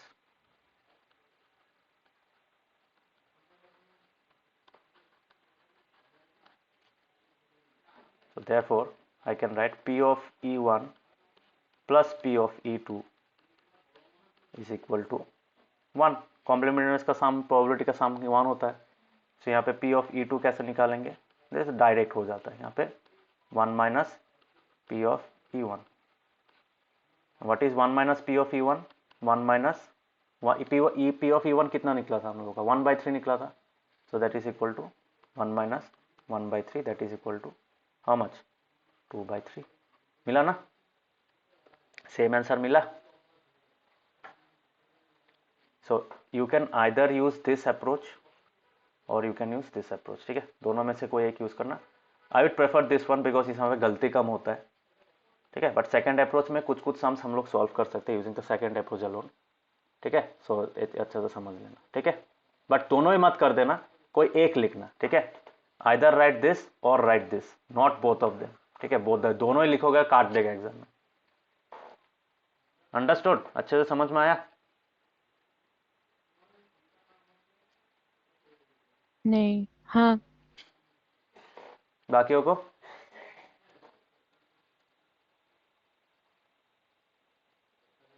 हाँ sir. if someone is confused about हाँ this sir. if someone is confused about this formula, ये formula मैंने लास्ट क्लास में समझाया था। This is the formula that I have written. यहाँ पे देखो P of E plus P of E dash, E dash यहाँ पे वो कॉम्प्लीमेंट्री इवेंट का बात कर रहे हैं। यहाँ पे E1 E2 हम लोगों ने बोल दिया था कि कॉम्प्लीमेंट्री इवेंट है, that is why we did not use the notation E dash, but E1 E2 directly हम लोग लिख सकते हैं। ठीक है, because we have written this line ना, ये E1 E2 कॉम्प्लीमेंट्री इवेंट्स हम लोगों ने लिख दिया था, इसलिए हम लोग लिख सकते हैं। So that is how you write the solution. और ये वाला हो गया हम लोग का। Next let us understand some few more sums. यहाँ पे उन्होंने भी सेम तरीके से किया है। ठीक है, 1/3 प्लस 2/3 1 इक्वल्स टू 1 होता है। सो कॉम्प्लीमेंट्री का कॉन्सेप्ट भी यहाँ पे दिया है, मैंने ऑलरेडी ये समझा दिया है। तो थोड़ा सा ये देखना कैसे लिखा है। ठीक है, now let us understand your cards. Cards का तो पता है, कार्ड्स अच्छे से समझ लेते हैं। शफल्ड कार्ड का पता है, कार्ड्स के बारे में थोड़ा समझा देता हूँ। प्लेइंग कार्ड्स क्या बोलते हैं हिंदी में, ताश के पत्ते, है कि नहीं? तो प्लेइंग कार्ड्स में क्या होता है, there are how many total number of cards कितना होता है, देखा है ना कार्ड सब लोगों ने?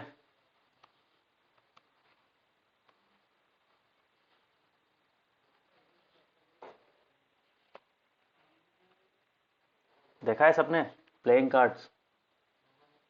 हाँ सर। जिन्होंने नहीं देखा है देख लो एक बार। नहीं प्लेइंग कार्ड्स कभी नहीं देखा है? हैं? ये देखिए नहीं देखा है? सर। ये नहीं देखा है? हाँ। हाँ कंप्यूटर की गेम में देखा था। हाँ, वही है, सॉलिटेयर होता है ना। सॉलिटेयर तो खेला है, सब लोगों ने खेला है शायद at some point in their life. So solitaire में जो होता है वही सेम सेम कॉन्सेप्ट है वहाँ पे। सो प्लेइंग कार्ड्स क्या होता है तुम्हारा? There are total of how many cards are there are total of 52 number of cards. ठीक है, कितना कार्ड्स है? There are total of 52 cards. ठीक है, देख लो बिकॉज यहाँ से क्वेश्चन आता है। तो टोटल नंबर ऑफ कार्ड्स तो 52 कार्ड्स है। They have been categorised into three, not three but four categories, four groups होता है। ठीक है, so there are four types of cards that are present। तो पहला होता है,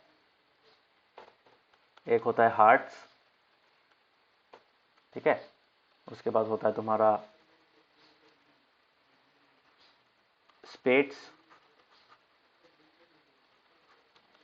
डायमंड्स और क्लब्स। ठीक है,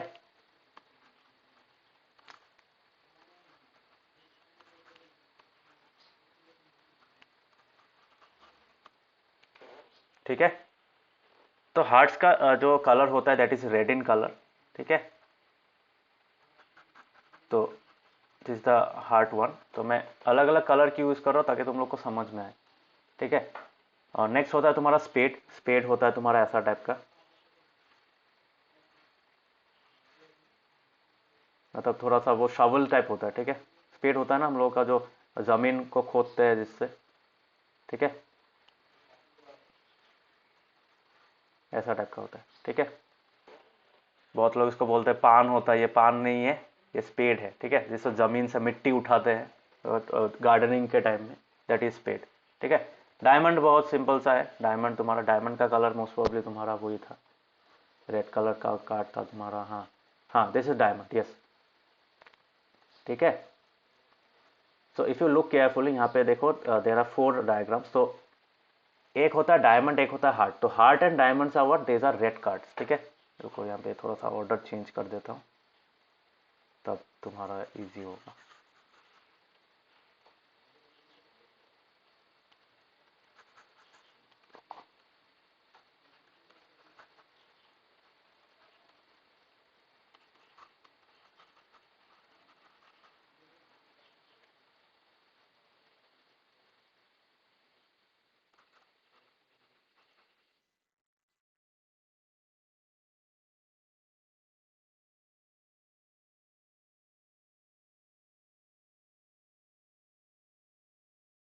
ठीक है, तो दिस इज डायमंड। तो डायमंड इस शेप का होता है, ये सिंबल होता है डायमंड का।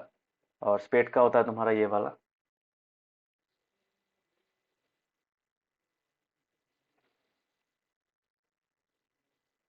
ठीक है, ये ब्लू कलर का, although I am right drawing it with the blue colour, but blue colour का नहीं होता है, ब्लैक कलर का होता है। ठीक है, these are called black cards. ठीक है, और लास्ट वाला होता है क्लब्स। क्लब्स क्लब्स का तुम्हारा जो कॉन्सेप्ट है वो सेम है, ऐसा टाइप का होता है, पत्ता की तरह होता है तुम्हारा।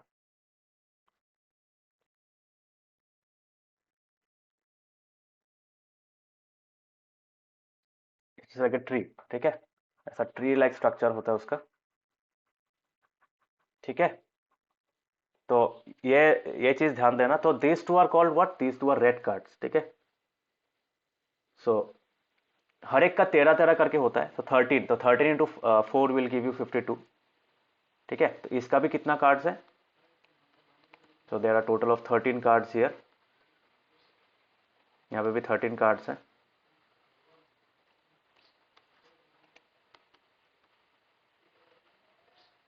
यहाँ पे भी 13 कार्ड्स हैं, और इसमें भी 13 कार्ड्स होता है।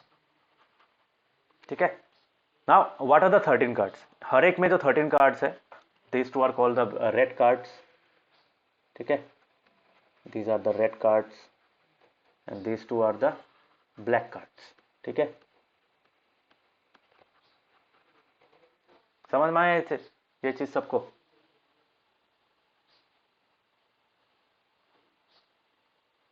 हाँ, एवरीवन क्लियर? हाँ बाकियों को समझ में आया जिन्होंने पहले नहीं देखा था? हाँ सर।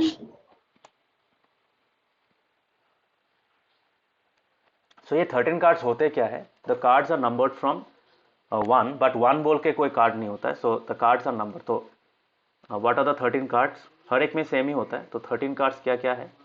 सो पहला होता है नंबर 1. नंबर 1 को लिखते हैं ए. क्या लिखते हैं उसको? उसको बोला जाता है एस. क्या लिखते हैं उसको? एस. ठीक है. उसके बाद क्या होता है? 2 3 4 5 6 7 8 9 9 तक होता है. ठीक है, समझ में आ रहा है? तो टोटल कितना हुआ अभी तक? 10 कार्ड्स हुआ और 3 कार्ड भी रहता है. ठीक है.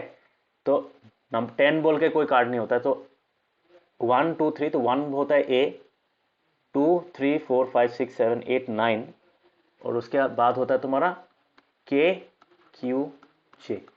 अब ये के क्या है? This K is nothing but king. This Q is queen and this is called jack. क्या बोलते हैं उसको? जैक. अभी ये तीनों को और एक नाम दिया गया है, जस्ट टू बी क्लियर. ठीक है, इन तीनों को और एक नाम दिया गया है, के क्यू एंड जे.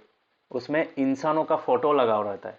ठीक है, इंसानों का नहीं, मतलब जो राजाओं का फोटो लगा रहता है. तो दिस इज द कॉन्सेप्ट. ठीक है, यहाँ पे देखो. तो सी दिस पिक्चर. यहाँ पे ये जो वैल्यू है, ठीक है, 10 कहाँ से आया? 10 था क्या? 1 2 3 4 5 6 7 8 9 10 11 12. ओके ओके, 10 भी है. सॉरी, यहाँ पे गलती कर दिया. 9 10 तक है. ठीक है, तो 13 कार्ड्स होना है टोटल. सो 10 भी होगा. सो 9 10. ओके, ठीक है. सो टोटल ऑफ, तो these are the number cards. ठीक है, these are the number cards. और ये लास्ट 3 जो है, this last 3 are the face card. इसको बोला जाता है, आर कॉल्ड फेस कार्ड्स. ठीक है, क्या बोलते हैं इसको? Face cards. समझ में आया? याद रहेगा?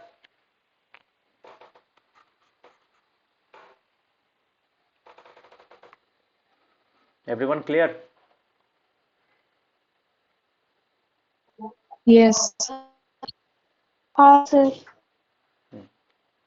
बिकॉज ये टर्म्स इंपॉर्टेंट है. और इसको फेस कार्ड क्यों बोलते हैं? बिकॉज फेस लगा हुआ रहता है. For example, this is the Jack.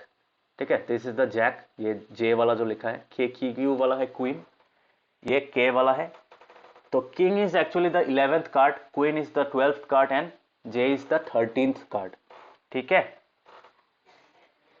ये ए वाला है नंबर 1 कार्ड. तो इसको पहले में पहला लिखते हैं. इसको पहला नंबर 1 वाला कोई कार्ड नहीं होता है, तो 1 के जगह में ए लिखते हैं. ठीक है, इसको एस बोलते हैं, एस. ठीक है. So that is the. तो वहां पे क्या होता है तुम्हारा? शफलिंग एक चीज होता है. शफल जब करते हो तो क्या होता है? सब कार्ड्स इंटरमिक्स हो जाता है and that and each and picking a particular kind of card will have equally likely chances of occurrence. मतलब सबका वो फेयरनेस बढ़ जाता है जितना अच्छे से वेल शफल करोगे कार्ड को. शफलिंग पता है ना? शफलिंग ऑफ कार्ड्स देखा है कभी? हाँ, हाँ ये ऐसे ऐसा शफल करते हैं. ठीक है, ठीक है. शफल जब करेंगे तो क्या होगा? शफल जब करेंगे तो मिक्स होता रहेगा ना, तो वो ऑर्डर नहीं रहेगा. तो ऑर्डर अगर नहीं रहेगा तो you can say that this has now introduce fairness. मतलब कोई भी एक कार्ड पिक करने का क्या हो रहा है? प्रोबेबिलिटी, मतलब जो आउटकम का चांसेस है वो इक्वली लाइकली हो गया है सबका. ठीक है, तो the more you shuffle the cards, ये डेक ऑफ कार्ड्स बोलते हैं उसको, डेक ऑफ कार्ड्स. सो तब तुम्हारा क्या होगा? Each time your chances of occurrence will increase. ठीक है. So now let us understand the example number 4. ठीक है, एग्जांपल नंबर 4 क्या होता है यहाँ पे? Late us understand. तो यही कॉन्सेप्ट के ऊपर है तुम्हारा. सो एग्जाम्पल नंबर 4 में क्या दिया है, one card is drawn from a well shuffled deck of 52 cards, well shuffled deck of 52 cards. तो well shuffle deck of 52 card से अगर तुम कोई कार्ड पिक करोगे तब उसका प्रोबेबिलिटी क्या होगा, तो प्रोबेबिलिटी दोनों इवेंट है, तो यहाँ पे दिस इज योर इवेंट 1, पहला वाला है your event 1 and this is your event 2। Now यहाँ पे तुम अगर अच्छा से देखोगे बी एन एस और नॉट बी एन एस, तो can I say E1 and E2 are complementary events, E1 and E2 complementary events होगा कि नहीं, बोलो। हाँ। ठीक है, now both of them do not have the 50-50 chances, दोनों का 50-50 चांसेस नहीं है, but you can say because तुम्हारा देखना E1 और E2 का जब प्रोबेबिलिटी निकालोगे यू वोंट बी गेटिंग 1/2 1/2, ठीक है, उन दोनों का प्रोबेबिलिटी अलग अलग निकलेगा, but still they are complementary events. Why, because पहला वाला अगर होगा तब सेकेंड वाला नहीं होगा, और सेकेंड वाला अगर होगा तो पहला वाला नहीं होगा। That is the concept of complementary events, है कि नहीं। तो दे आर इंटरडिपेंडेंट, मतलब एक होगा तो एक नहीं होगा, that is why they are called complementary events, इसलिए यहाँ पे नॉट वर्ड यूज किया है, ठीक है। So this is nothing but, तो इसको अगर मैं E1 पकड़ूंगा, this is nothing but not E1, not E1, और इसको हम लोग क्या लिख सकते हैं, E1 डैश भी लिख सकते हैं, if I want to write it like this, है कि नहीं। यही तो है ना कॉम्प्लीमेंट्री इवेंट का concept. So let us see how to do the sum. तो let me write the solution. So यहाँ पे one card is drawn from a well shuffled deck of 52 card. तो यहाँ पे हम लोग सैंपल स्पेस लिखने की जरूरत नहीं है, बिकॉज सैंपल स्पेस बहुत बड़ा हो जाएगा, 52 हो जाएगा, है कि नहीं। तो 52 नंबर्स लिखना बेकार चीज़ है, it's a very time consuming process, so don't have to write that. यहाँ पे क्या लिखोगे, total number of possible outcomes क्या होगा, कितना होगा total number of possible outcomes, कितना कार्ड्स पॉसिबल हो सकता है, कितना डिस्टिंक्ट कार्ड्स पॉसिबल है। 52 cards, 52 unique cards are possible. So कोनो में इन 52 कार्ड्स में से कोई एक हो सकता है, so that is why 52 possible outcomes are there, because we are picking a card from 52 cards, ठीक है, ये समझ में आया। नेक्स्ट यहाँ पे बोला है कि बी एन एस, अभी एस कितना है वो जानना जरूरी है, ठीक है। तो यहाँ पे पहला लिखेंगे number 1, let E1 be the event of picking an ace।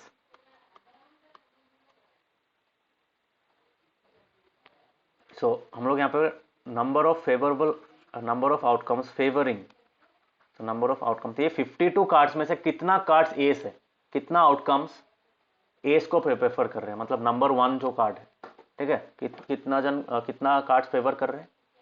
So number of outcomes favouring, favourable लिख सकते हो, फेवरेबल टू E1 कितना होगा। अभी देखो, let me go back to this. तो हार्ट्स का एक एस होगा, यहाँ से एक एस आएगा, यहाँ से एक एस आएगा, यहाँ से थर्ड एस आएगा, इसका एस भी हो सकता है कि नहीं।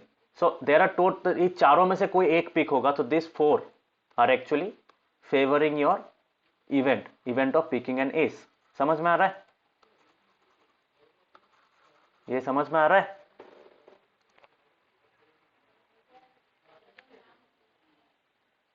हर एक में एक एक एस है ना, इसका भी 13 कार्ड में पहला वाला एस है, इसका भी एस है, डायमंड का भी एस है, हार्ट्स का भी एस है। So there are 4 possible outcomes, 4 outcomes that are favouring the event of picking an ace. ये समझ में आ रहा है सबको, या डाउट है इसमें कोई, बोलो।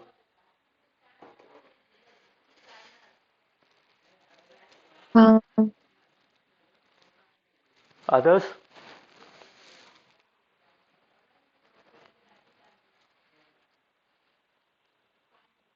काव्य समझ में आ रहा है। हाँ सर। बाकी और नम्रता, अलंकृता, बोलो, समझ में आया। हाँ हाँ।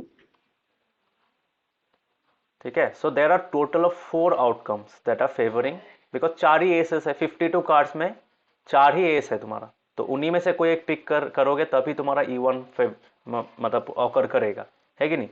E1 ऑकर कब करेगा, जब वो चारों कार्ड्स में से कोई एक कार्ड तुम पिक करोगे, ठीक है। तो इसका फेवरेबल स्पेस हो गया 4, बट कितने कार्ड्स में से तुम पिक कर रहे हो, सो टोटल ऑफ 52 कार्ड्स से तुम पिक कर रहे हो। सो इसका probability, so therefore P of E1 क्या होगा, P of E1 will be equal to number of favourable outcomes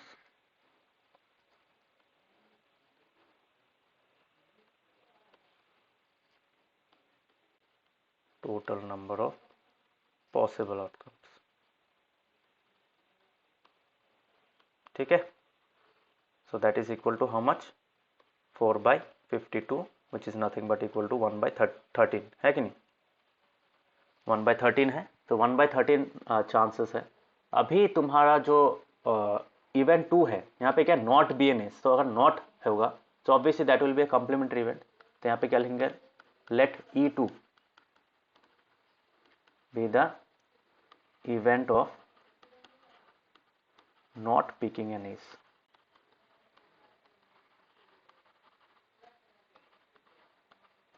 ठीक है। सो हम लोग क्या लिख सकते हैं, सो E1 and E2 are complementary events,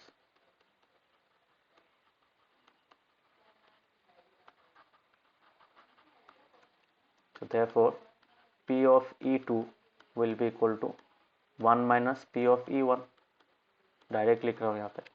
so 1 minus 1/13 that is equal to 12/13, ठीक है। तो दिस द कॉन्सेप्ट। अगर तुम इसको एक्चुअली में कैलकुलेट करना चाहते हो तब भी तुम्हारा यही आंसर निकलेगा। सपोज मैं हार्ट्स में कितना होगा, हार्ट्स में टोटल तुम्हारा अगर एस नहीं हुआ तो क्या हो सकता है, 13 में से 12 कार्ड हो सकता है। तुम्हारा डायमंड्स में कितना हो सकता है, डायमंड्स में भी फेवर करेगा उसको 12, मतलब एस को छोड़ के बाकी सब, ठीक है। तुम्हारा स्पेड में कितना करेगा, स्पेड में भी 12 करेगा एस को छोड़ के। 13 कार्ड में से एक कार्ड हटा दो, बाकी 12 कार्ड्स को पिक करने से वो इवेंट ऑकर करेगा, not picking an ace. Similarly तुम्हारा लास्ट वाला क्या था, हार्ट, स्पेड, डायमंड्स और क्लब्स। तो क्लब्स में कितना होगा, क्लास में भी तुम्हारा 12 ही होगा। So how much you are getting, 12 plus 12 plus 12 plus 12 कितना आया, 48 आया कि नहीं, 48 आया। और फेवरेबल कितना था, फेवरेबल था तुम्हारा, तो P ऑफ E2 कितना मिलेगा तुम्हें अभी, P ऑफ E2 मिलेगा 48/53। सो व्हाट इज दिस, तो 53 नहीं, 52, हाँ 52 था, सॉरी, तो 52 था। तो 48/52, तो what is 48/52, isn't this equal to 12/13, मिला कि नहीं। हाँ। तो तुम ऐसे करो या फिर वैसे करो, बात से एक ही है, नॉट अ डिफरेंस यार। सो यही था तुम्हारा। सो इतना कॉम्प्लिकेटेड करने का जरूरत नहीं है। अगर कॉम्प्लीमेंट्री इवेंट्स है, डायरेक्टली कॉम्प्लीमेंट्री इवेंट्स को समझ के उसको डिक्लेयर करके देन राइट द सोल्यूशन, ठीक है।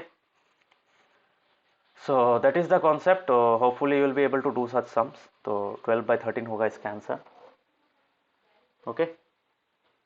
So let me do some more sum. तो यहाँ पे वही है,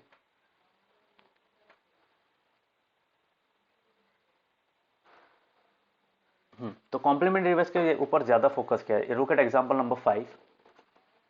Two players Sangeeta and Reshma play a tennis match. It is known that the probability of Sangeeta winning the match is 62%, मतलब 0.62 मतलब 62% है उसका, ठीक है। तो प्रोबेबिलिटी कितना है, 62 है, 0.62 है। तो 0.62 तो रेशमा का जीतने का चांसेस क्या होगा, ऑब्वियसली अगर इवेंट 1 हुआ संगीता विनिंग द मैच, तो इवेंट 2 क्या होगा, Reshma winning the match. Now can we say both of them are complementary events, why, because पहला वाला अगर जीतेगा तो सेकंड वाला नहीं जीतेगा, और सेकंड वाला अगर जीतेगा तो पहला वाला नहीं जीतेगा। So E1 and E2 are complementary events. तो हम लोग क्या लिख सकते हैं, यहाँ पे हम लोग का क्या है, वी आर गिवन PS मतलब P of Sangeeta winning the match. तो PR क्या होगा, PR will be obviously 1 minus PS, है कि नहीं? Why? Because the events R and S are complementary. Why? Because R का मतलब है Reshma winning the match, S is the event of Sangeeta winning the match. ठीक है, ये समझ में आया सबको? Hopefully you will be able to do such sums. कर पाओगे?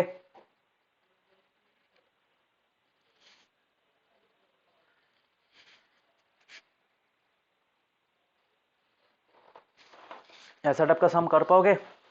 हाँ बाकी लोग काव्यिक नम्रता का कर पाओगे? हाँ सर. ओके. हाँ सर. बट ध्यान देना, कोई भी इवेंट को कॉम्प्लीमेंट्री डिक्लेयर करने के पहले एक बार देख लेना वो सच में कॉम्प्लीमेंट्री है कि नहीं. ठीक है, मतलब एक इवेंट अगर नहीं होगा तब वो वाला दूसरा वाला इवेंट होगा. ऐसा नहीं होना चाहिए कि दूसरा वाला इवेंट भी हो सकता है, उसके अलावा और एक इवेंट हो सकता है, तब कॉम्प्लीमेंट्री नहीं होगा. ठीक है, समझ में आ रहा है? So make sure that does not happen कि 2-3 कॉम्प्लीमेंट्री इवेंट नहीं हो सकता है. एक इवेंट का एक ही कॉम्प्लीमेंट्री इवेंट हो सकता है. ठीक है, और वो कॉम्प्लीमेंट्री इवेंट कब होगा? जब पहला वाला इवेंट नहीं होगा, तब जाके वो सेकेंड वाला इवेंट ऑकर करेगा. Look at number 6, example number 6 देखो. Savita and Hamida are friends. What is the probability that both will have different birthdays same birthday? अबे डिफरेंट सेम बर्थडे का क्या होगा? सेम बर्थडे तो ऑब्वियसली सेम बर्थडे तो easy है. कितना होगा? 1/365. वाई 1/365? बिकॉज 365 दिन में एक ही दिन होगा जब तुम्हारा दोनों का बर्थडे सेम होगा. ठीक है, और तुम्हारा फर्स्ट वाला का क्या होगा? डिफरेंट बर्थडेज का क्या होगा? डिफरेंट बर्थडेज का हम लोग बोल सकते हैं कि सपोज सविता का एक दिन में बर्थडे हुआ. ठीक है, ए पर्टिकुलर डे. ठीक है, तो वो दिन के अलावा कितना दिन बचा? वो दिन के अलावा यहाँ पे बोला ignoring leap year, so will count the number of days as 365, not 366. Okay, so 365 हो गया. सो सविता का अगर एक दिन है तो हमीदा का कितना होगा? 364. तो ये कॉम्बिनेशन चाहिए ना. So how many possible options are there? How many possible outcomes are for Hamida's birthday? अगर सविता का बर्थडे एक दिन में हुआ तो हमीदा का बर्थडे होने का चांसेस कितना होगा? आउटकम्स कितना होगा? There are 364 possible options. ठीक है, so that is how we can say P of Hamida's birthday different than Savita's birthday. तो ऑब्वियसली ये क्या होगा? That is 364/365. ये चीज समझ में आ सबको? हाँ, have you understood this one? ये 364 आया कैसे? ये -1 क्यों किया? बिकॉज 1 था तुम्हारा सविता का birthday any day of the year. तो ठीक है, दोनों को अलग अलग होना है ना. सो 364 पॉसिबल ऑप्शंस है हमीदा के बर्थडे के लिए. ये समझ में आ सबको?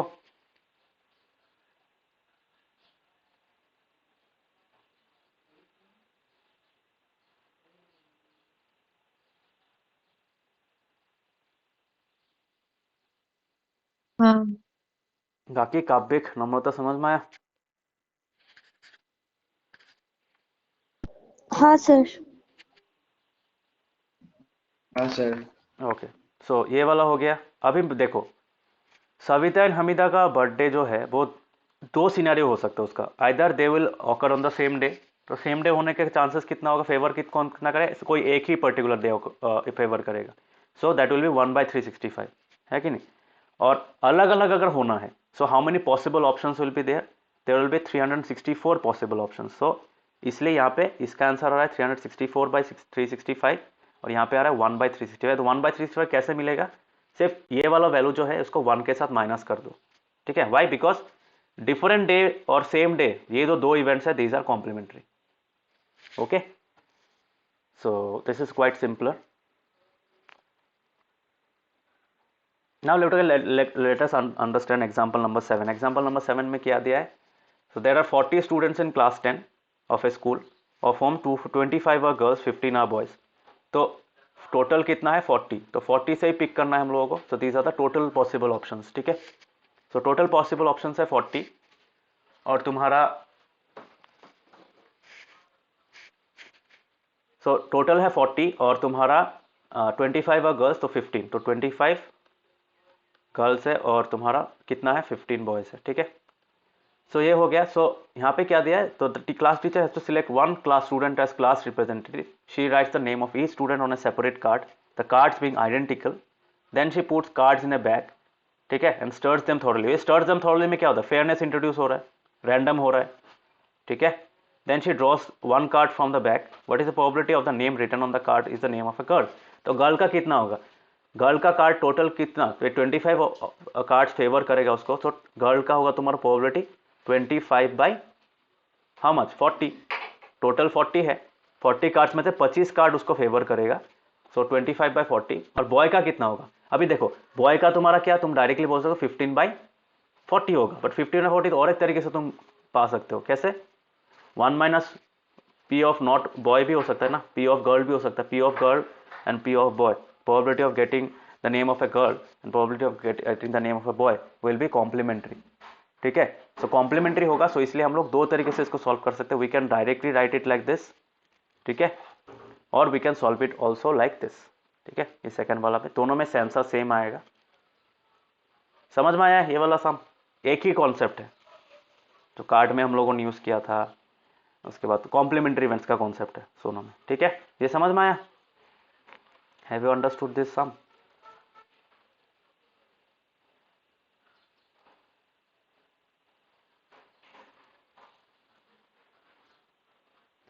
हाँ sir.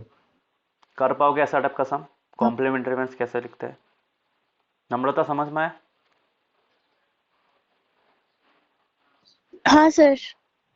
So this sums can come for 1 और 2 मार्क्स. इस चैप्टर से इतना बड़ा सम नहीं आता है, छोटा छोटा क्वेश्चन का आता है. मैक्स टू मैक्स 3 मार्क का आ सकते हैं, उससे ज़्यादा नहीं आएगा. कार्ड वाला सम थोड़ा सा बड़ा होता है, सो उसमें 3 मार्क का सम एक्सपेक्ट कर सकते हो.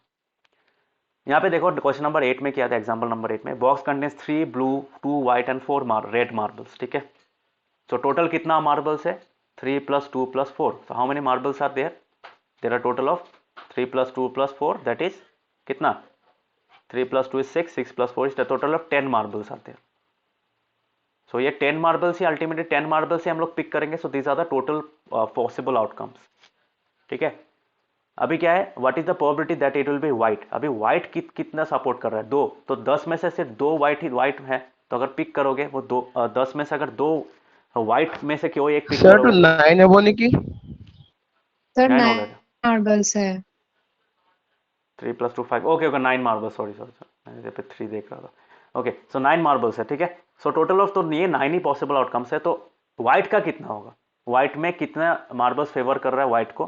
सो the white marbles will be favouring this event of picking a white. So that is how we can say 2.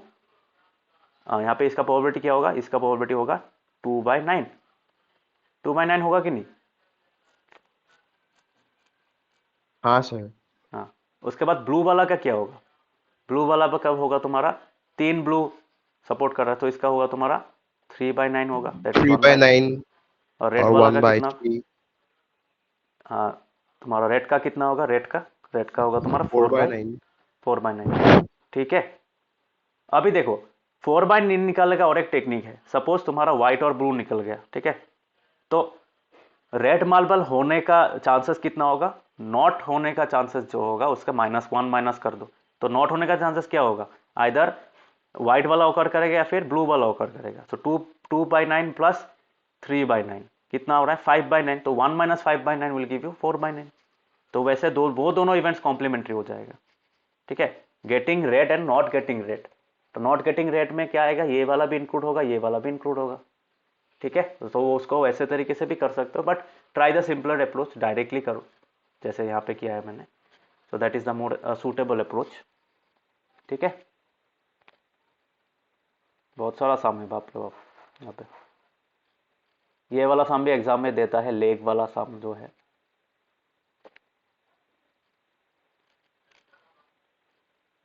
Okay, एक ही तो एक्सरसाइज है तुम लोगों का यहाँ पे.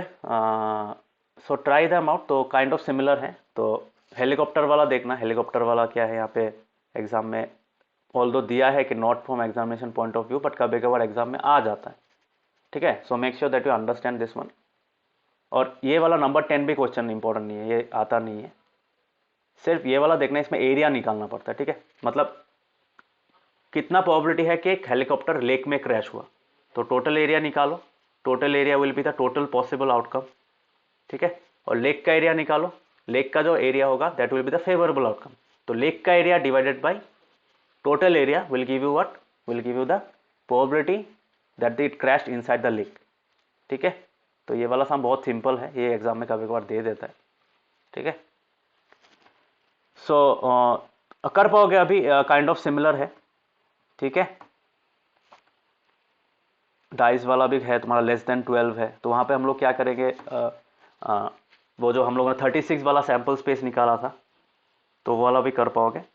So try them out if you face in a difficulty, एक बार पूछना, काइंड ऑफ सिमिलर है। किया है तुम लोगों ने ये एक्सरसाइज किया है?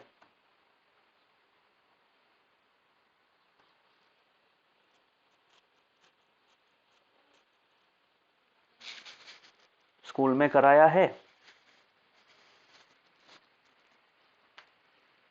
नहीं।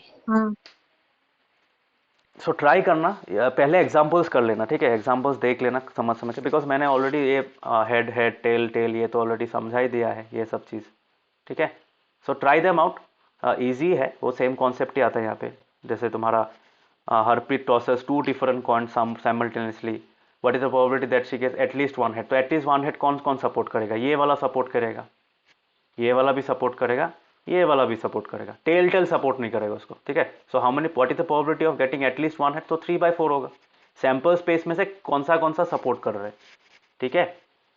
टोटल पॉसिबल आउटकम्स कहते हैं, इसके अलावा टीटी भी था ना वहाँ पे, तो 4 था टोटल पॉसिबल आउटकम्स। तो बट फेवर कौन कौन कर रहा है? ये इवेंट को कौन फेवर कर रहा है? सिर्फ 3 कर रहा है, सो 3/4 होगा, ठीक है। Favourable outcomes divide by total outcomes, और ये हो गया तुम्हारा। तो ऐसा टाइप का सम मिलेगा तुम्हें, तो काइंड ऑफ सिमिलर है। नंबर 11 देखना, सिर्फ 11 वाला एग्जाम में आता है कभी कभार, ठीक है। Acceptable to Jimmy, acceptable to Sujata, यहाँ पे कुछ ट्रेडर का वो है, डिफेक्ट के बारे में लिखा है, तो देखना कैसे किया है।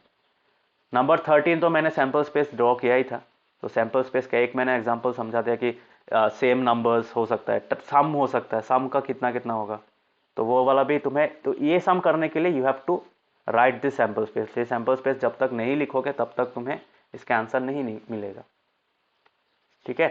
So make sure that you make the sample space and try to solve the sum, ठीक है। जैसे फॉर एग्जांपल यहाँ पे एक इवेंट दिया है, सम ग्रेटर देन 13, मतलब 13 मिलेगा क्या?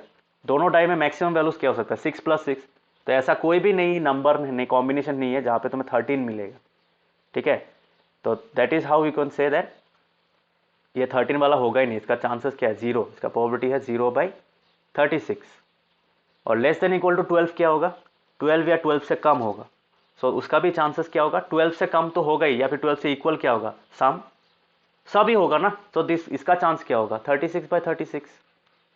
इट्स अ श्योर इवेंट कि जब भी तुम 2 डाई रोल करोगे तब तुम्हें दोनों साइड्स का, दोनों डाई का जो आउटकम होगा, दोनों का आउटपुट का जो सम होगा वो 12 या 12 से कम ही होगा ना, बिकॉज मैक्सिमम क्या है? मैक्सिमम तुम्हें 6 मिल सकता है, तो इसका सम ही तो 12 हो गया। तो आइदर क्या होगा? 6, 5 हो सकता है, उसमें तो तुम्हारा क्या 12 से कम ही मिलेगा तुम्हारा सम, ठीक है। ये समझ में आया सब चीज? सो this is a sure event, ये श्योर इवेंट है, ये इम्पॉसिबल इवेंट है, 13 मिल नहीं सकता है,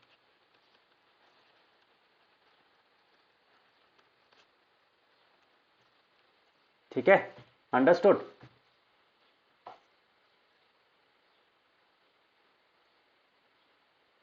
सबको समझ में आया? हाँ सर। सो ट्राई करना, it's a very easy topic. अगर कोई सम नहीं कर पाते हो तो मुझे पूछना। So try it out, try your exercise 15.1, ठीक है। बहुत छोटा छोटा क्वेश्चन है यहाँ पे, ठीक है। So try them out. ये वाला नहीं होगा तुम्हारा, माइंड नेगेटिव में नहीं होता प्रोबेबिलिटी, 0 और 1 के बीच में लाई करता है, ठीक है। 0 और 1 के बीच में लाई करता है, ठीक है। So try them out. अगर कोई डाउट होता है तो मुझे पूछना, ठीक है। The sums are very simple, okay. So that's all for today. Sir example number 10 और 11 है ना? 11 to চাবা, 11 to আহিব পাৰে, 10 to নাহে, 10 to it's not আচ্ছা ইয়াতো লিখা আছে not from हाँ examination point of हाँ view. 11 देखना, 11 में ठीक है. कभी कभार दे देता है. 11 इज इजी, क्वाइट इजी. ठीक है, total area divided by lake का एरिया, खत्म. मतलब लेक का area divide by total area, वही. Okay, so practice them out. Class disconnect ही हो जाएगा, तो अगर कोई डाउट हो तो मुझे पूछना. सो make sure that you complete this exercise before your exams. ठीक है, कैसे करना है वो पहले देख लेना, तो सॉल्व कर सको वो उस पोजीशन में उस पोजीशन तक चले आना. सो ठीक है, अगर कोई डाउट हो तो मुझे पूछना. सर हाँ बोलो. सर एक चीज पूछना था, मतलब कि अब जब हम लोग का प्री बोर्ड्स आ गया है तो एनसीईआरटी का जितना सारा क्वेश्चन है वो सब प्रैक्टिस करने के बाद क्या करना पड़ेगा प्री बोर्ड्स के लिए, just for pre boards? Pre board में कुछ कुछ चैप्टर्स को तुम्हें फोकस करना है, जैसे फॉर एग्जांपल ट्रायंगल, सर्कल्स, ये सब थोड़ा सा बाहर से कुछ कुछ मैंने जो एक्स्ट्रा सम्स कराया था ना, वहाँ से वो सब सम्स देखो. ट्रिगोनोमेट्रिक आइडेंटिटीज का थोड़ा सा बाहर से देखो. बाकी कर पाओगे, बाकी इतना टफ नहीं देगा और रिलेटेड टू एनसीईआरटी देगा. ठीक है, so make sure that you do the NCERT part first. तो वहाँ पे 50%, more than 50% of the question paper will come from NCERT itself. ठीक है, और थोड़ा सा टफ देगा. सो 30% of the questions may come from outside but related होगा. सो कॉन्सेप्चुअली थोड़ा समझने का कोशिश करना. ठीक है, समझ में आया? ठीक है सर. So Sir, try. bookত practice করলে হব অকল. তুমি বুকৰটোৱে কৰা, दैट विल बी, बट बुकरটো ভালকে কৰিবা দে. प्रैक्टिस द सब chapters which you are facing difficulty, जिसमें तुम्हारा वीकनेस है. सो दो चैप्टर्स को पहले फोकस करो. तो स्पेशली सबको बोल रहा हूँ, बाद वाला जो चैप्टर्स है, ठीक है, द लेटर चैप्टर्स, जिसका मैंने सेकेंड वाला टेस्ट लिया था ना, तो वो सब पार्ट में तुम लोग सबका प्रॉब्लम है. ठीक है, that is where marks were less in those chapters. तो वो चैप्टर्स थोड़ा सा ज़्यादा प्रैक्टिस करो, बिकॉज इनिशियल पार्ट चैप्टर्स तो पता है तुम लोग को, बहुत बार प्रैक्टिस हो चुका है. तो बाद वाला the latter part, the latter chapters. ठीक है, समझ में आया? Okay, sir. Okay, so bye bye, ठीक है. Thank you.